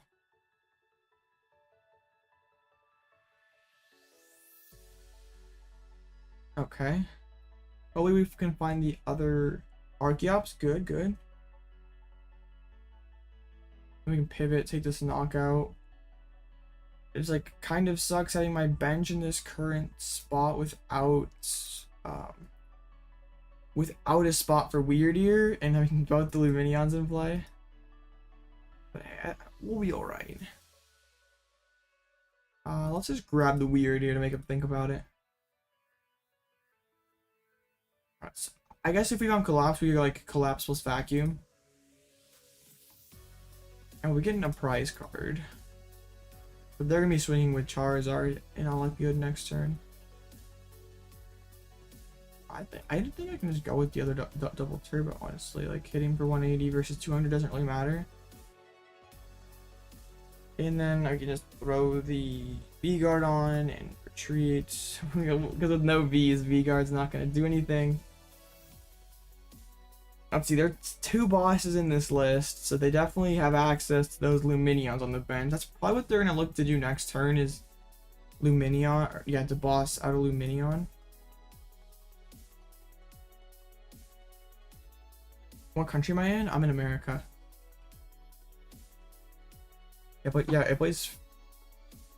Yeah, they play. There they go. Not even using refinements. Yeah, they play 6. They must just have like 3 in hand, 1 prized or something. So that is definitely awkward. Can I KO this only Zard though?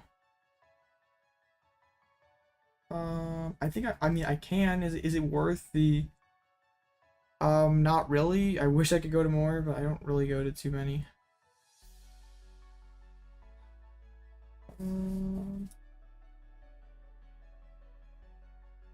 Yeah, I think I like going down this path. I'd love to go to more regionals. I hope eventually with this channel it gets to the point where I can use it to pay for regionals, but it's a long way off from that.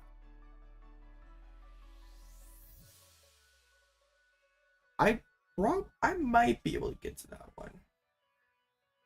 Not sure, but it could happen.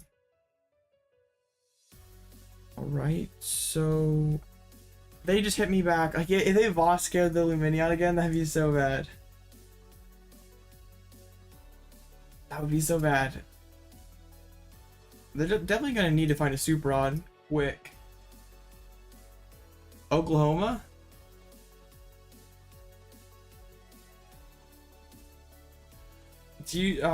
Oklahoma's loaded for cups and challenges.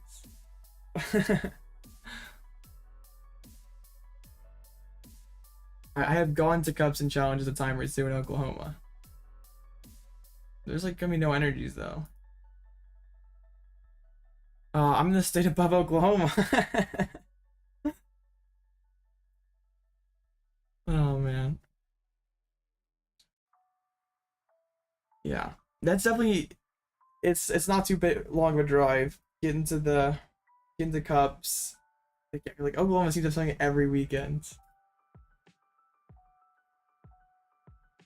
Okay, so they got the Buddy Catch and the other Zard, Burning Darkness. Okay. No, I don't live in Oklahoma. I just sometimes I've been there in the past playing in cups and challenges.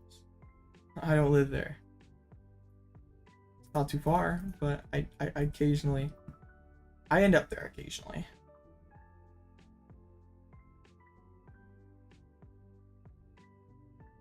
Like I think there was, I mean they have like basically double cups like every weekend.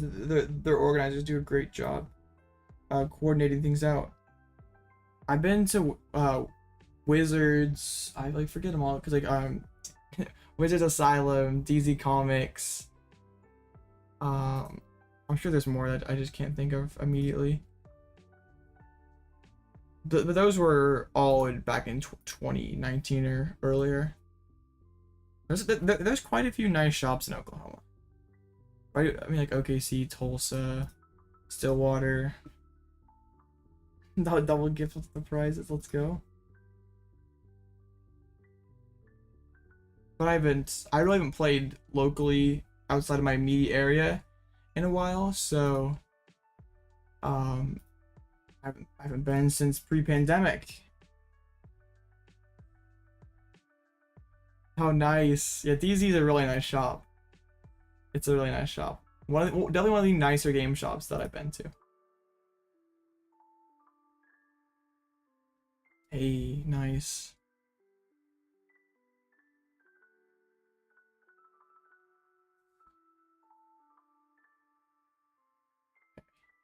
Man, imagine if they don't find energy. That'd be such a tough break for them. But like, they'd have to have, I'd have to have Rod really. Does it have Rod and another refinement? Okay.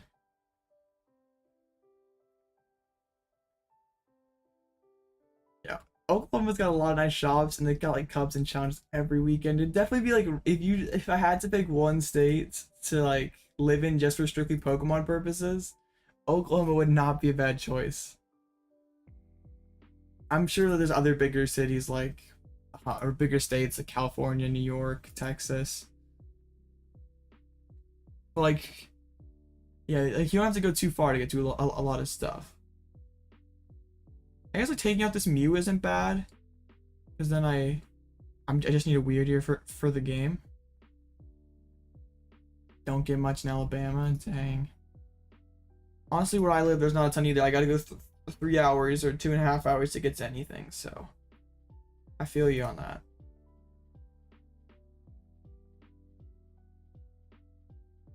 Okay. I mean, I can collapse at the Lumineon. Tails, that is deer. I just hold this hand actually.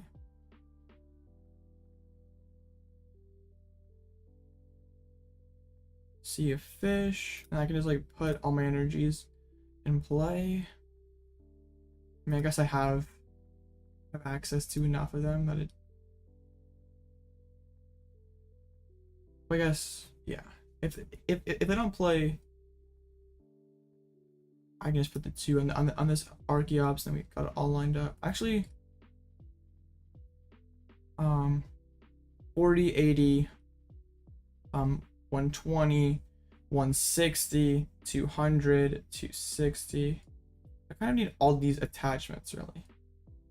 Like, I am definitely afraid of how many Ionos. I do not play chess. I have 1 Iono left. Like, they shouldn't be KOing Lax, but like if they are, we'll do that. I think they probably will want to chase a Lugia. Like if they chase Lugia, get rid of 3 energies, yeah, they probably don't want to hit into Lax. I mean, they definitely don't want to hit into Lax. Yeah, I don't really play a whole lot of games outside of Pokemon, honestly. I'm pretty much strictly a Pokemon player, and that's about it. I'm a very loyal Pokemon fan. There's a boss's order, so they just gotta find that rod to get that last energy. I mean, they're gonna have to find it quick off this first refinement and then refine into the fire.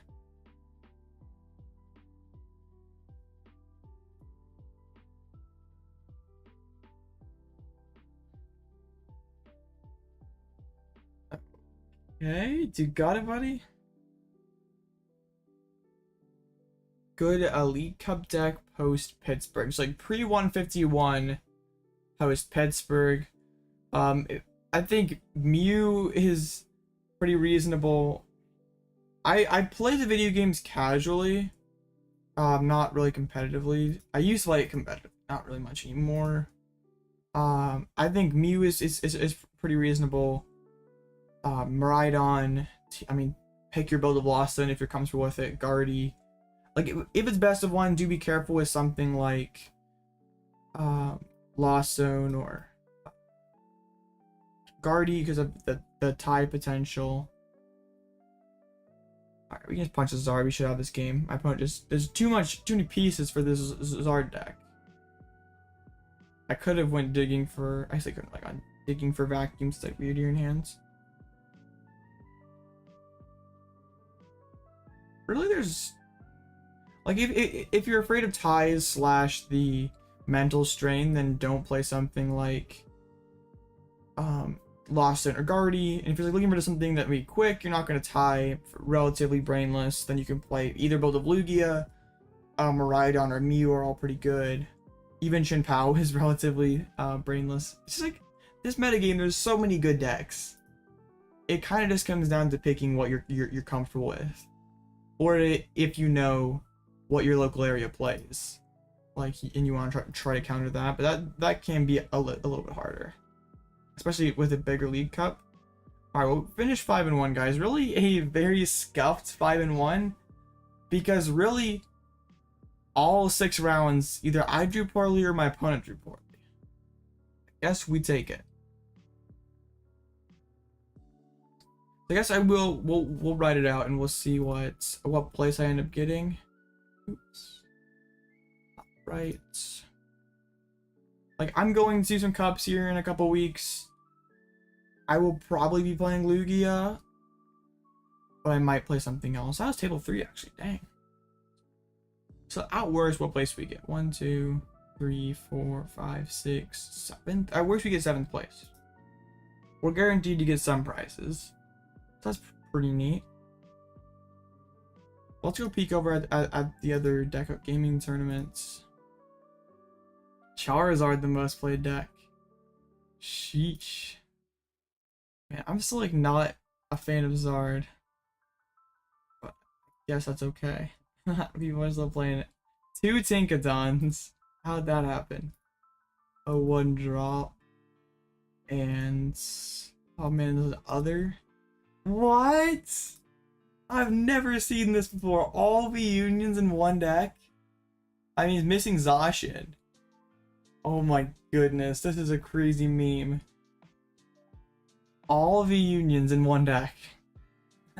And no Peonia, just like accept that, like, okay, Mewtwo surprised. Alright, fine. Oh my goodness. Got the cologne in there for the Greninja. Oh my. Have you guys seen something like this? Did someone make a video about this? Oh my goodness. Goodra and Tina. Man, you got cut with Goodra. That's pretty impressive. So you had Sablezard, Kyogre, and Turbo left. You got this, buddy. And like, if you really want to go all technical about it, you could go up Zamazenta, Kyogre. Goodness. I guess you did, Joss, but bro, this is a wild deck. I've never seen anything like that before. These Snorlaxes. Hey, they actually got a win. Still 7 matches left. I will play one more game of ladder then while we're waiting. After that, we'll see how we do, and then we'll go from there.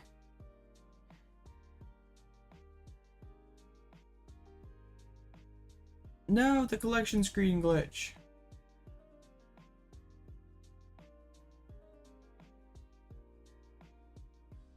Alright, we still got a game though. We're fine.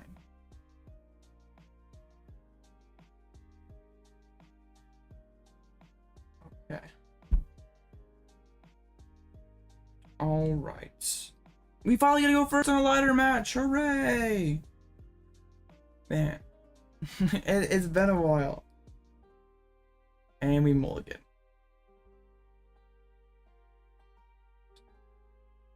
For all you guys in chat, especially the ones who watch my streams more frequently, is the Lugia content getting boring and you'd rather me play something else?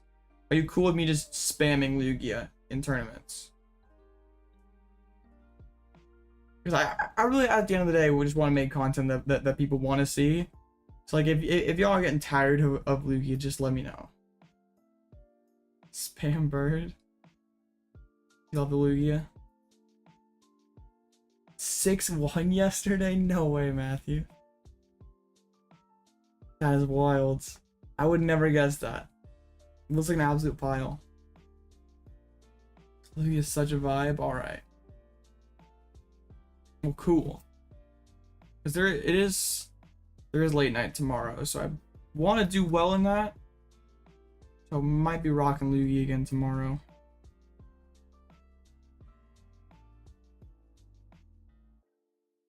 Caps lock was on. Oh man. Do I respect Meloetta at all? I probably should. Alright, I'll respect Meloetta. And boom, and pass. Imagine if they get the Meloetta. I thought you were a Zoroark fan though. I thought you'd be like, play Zoroark, play Zoroark, play Zoroark.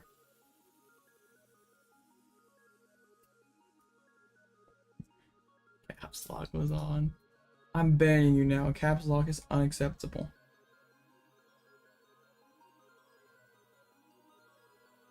Alright, there's the Alouette. So yeah, I guess I was correct for benching the other Lugia. That would be pretty nice. I feel like at this point it's probably unlikely that it gets a Battle Arena deck. But yeah, I'll make the deck a lot cheaper. I mean, like, Mew price. OV Union 4 Burnet is the future.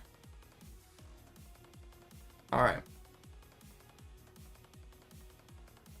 I like playing Lugia, and I seem to do decent with it. So I figure that it's better for the streams to like go have a deeper run than go like O2 drop. So I'd rather play something good.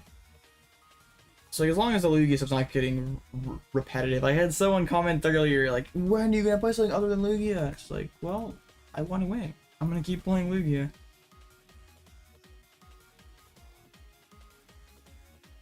Oh man. Dang, Lugia's going down. We do get the gift energy pop. Wait, straight up Limitless just logged me out. What the heck? I was just trying to see how many matches were left. Oh, I might play a Student Zoroark for the viewer battle stream. If I get it off the wheel. You guys submit your list for the wheel, Bubba Gamer. I'm not gonna put it on there myself, but if you submit it, I'll take it. Dang, Mellow. Well, oh, excuse me. Oh, tired. It's late. Not even that late. It's 8:30. It's not even that late. I'm just tired, I guess. Please, Lugia V-STAR. Please.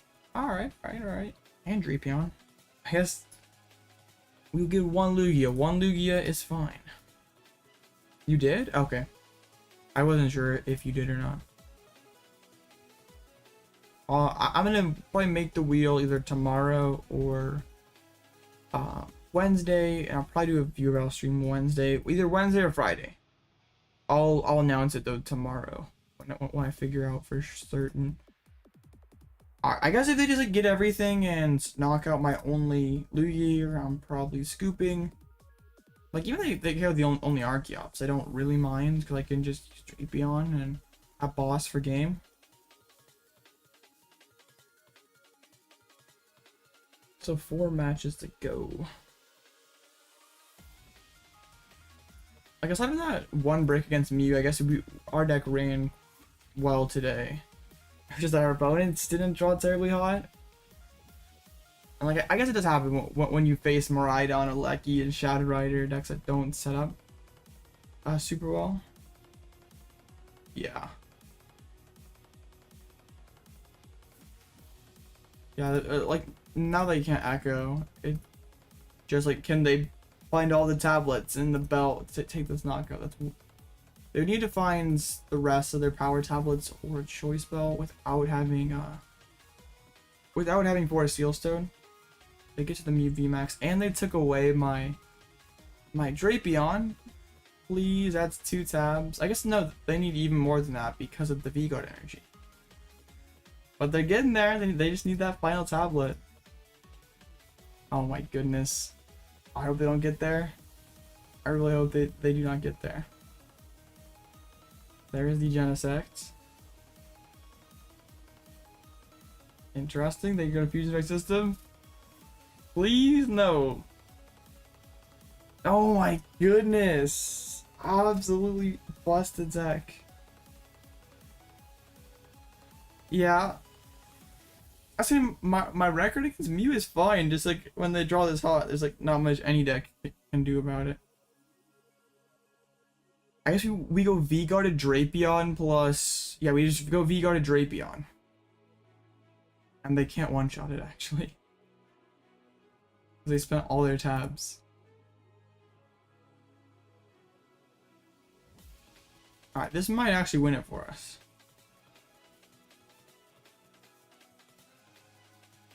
This would be hilarious if like this is our win condition, like after all this, or like watch them have like Horn and DT and Belt or something. I need to look more into 151. I've really been slacking at like looking at that too closely. But it is coming out in like a week, so I have to probably look at it here soon to at least get some content. I've been kind of busy doing all the streams and stuff. Like the streams are taking up a lot of my usual content creation time, and that's okay. I have a lot of fun doing these. I just kind of been slacking. Like I was getting the daily content out for a while, and now it's like more like 3 or 4 videos a week. And that's okay. Yep, as long as they don't like path Iono. And even if they do that, I can load up and attack the old-fashioned way. So there's an Iono. Like they didn't play Silene or something, and we still drew boss. 30 less damage? Well, that's interesting. Oh yeah, I remember that because I remember Zool talking about that with Revavroom. Yeah, that's true. Boss gives you at least a little time to catch your breath or something, or even take a quick nap and be ready for your turn. I've seen some Japanese Mew lists after 151 playing Snatch Arm. I don't really know if I like it though. I don't know what he's looking for either, honestly. Yeah, they just concede. Because they had to use all their damage modifiers to take that knockout. So they were pretty much out of gas. That's crazy though. V-guarded Drapion's what gets me over the line. Thank you, collection screen. I always appreciate it when they give me this like collection notification and let me know all the amazing awards of nothing that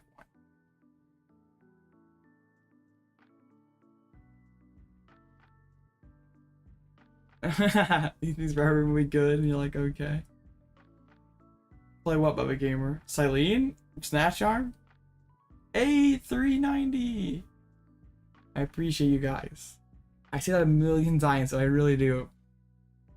You guys are awesome. Yeah, Mew doesn't really play Silene anymore. I see that your friend left, Bubba Gamer. Did you scare him away with homework? Yeah, Zapdos will definitely make Miraidon good. That Jinx deck seems very funny. But like it's not gonna do good at all in the single prizers. But like being able to one-shot a Pokemon if it's asleep is pretty funny.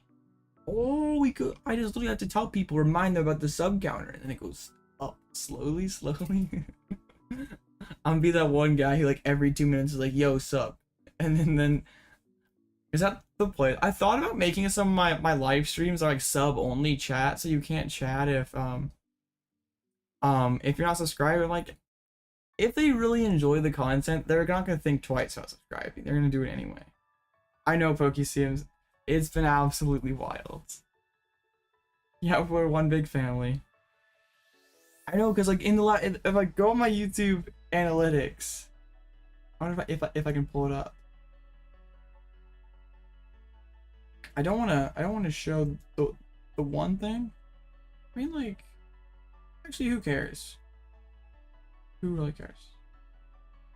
Yeah, plus 567 subscribers. Insane. That's in 28 days. You guys are legendary. And I truly appreciate it. Oh, you have a channel, Pokey? CM Flex? It's this niche. It's not like one that's gonna make you rich. It's not one that's going to, but making bank, not a lot, but it's something. I appreciate all you guys who watch the streams, who watch the videos, comment, like, all adds up, and it's awesome. Like, it's crazy that basically, I mean, yeah, it's not. I mean, nothing that I do is that fancy. Oh man, 738 subs. I'll have to check you out there. Let's see. Is it just like opening stuff? Because it would be kind of maybe bad to like switch from opening video. It's even uploaded anything in a while, so like I don't know how it would be received with the door is high quality stuff. Door carries for sure. Yeah. really, I just have a lot of fun doing this, and I'm really thankful that you guys like to watch it. Because they went months and months. Like there'd be days where I get like 1 or 2 subscribers in a day, and that'd be decent. And like now, I'm getting, like, you guys just, I don't know if you saw there, but like it took me forever to get to 4,000 watch hours for that final step to get monetized. I've like in the last 28 days, 6,000 watch hours. Like, it is crazy. Like, I'm getting more subs in a week than I would in like months previously. Like, it is insane. YouTube's funny. Like, it's definitely not easy, but it's pretty rewarding though. And even if I wasn't making $1 from it, I would still do this because this is just a lot of fun. It's just cool to be able to share something that I personally love to do with other people, and there's other people who enjoy that. The algorithm's a mystery. I think also it like all kind of happened where I started making better titles, better thumbnails. The overall content quality got better, I guess. And I started streaming more, and then like all sort of snowballed into more people subscribing. And that's, I guess, it's been pretty good for my channel. I'm no YouTube expert, but it won't let you stream. Well, don't you have to like verify your account or something? That's not, and that wasn't that hard to do. All I had to do was like, I think it was like send like a verification code or something and enter it in, or it wasn't that hard. Well, then how come you can't stream? That seems strange. Oh, come on, 10 types. Subscribe to 10 types on YouTube. Link in show. You got it, Joss. You got it. Thank you for the inspiration.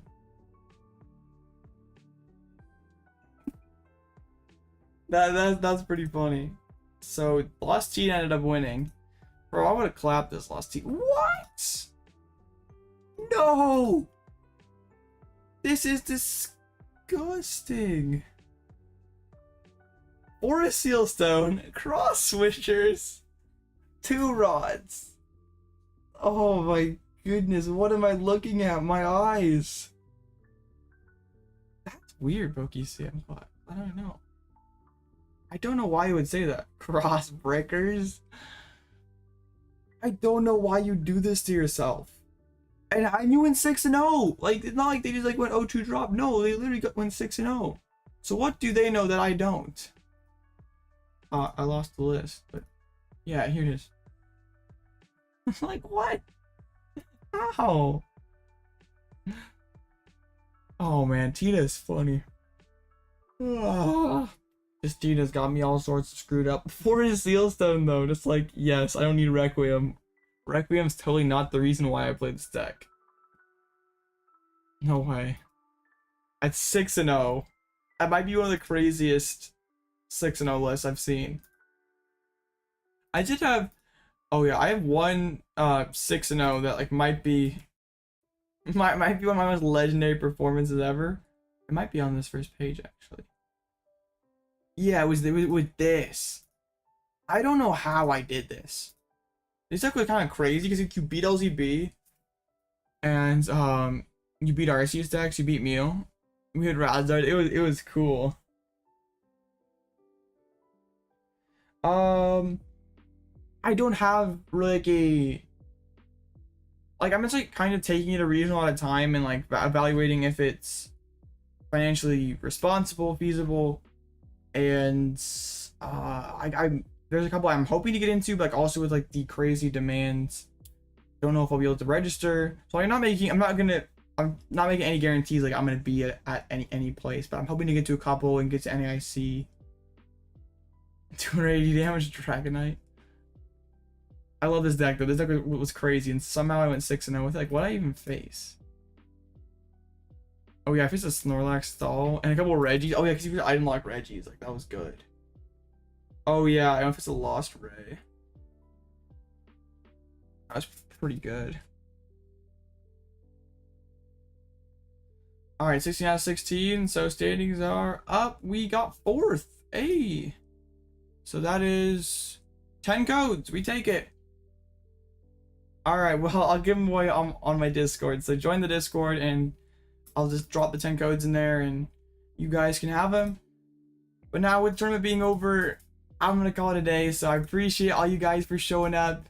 And if you want to subscribe on your way, I greatly appreciate it. Or even like this video. And I'll see you guys tomorrow. I'm giving away 300 codes tomorrow. So yeah, 6 p.m. Central Standard Time going live, giving some codes away, playing in a tournament. So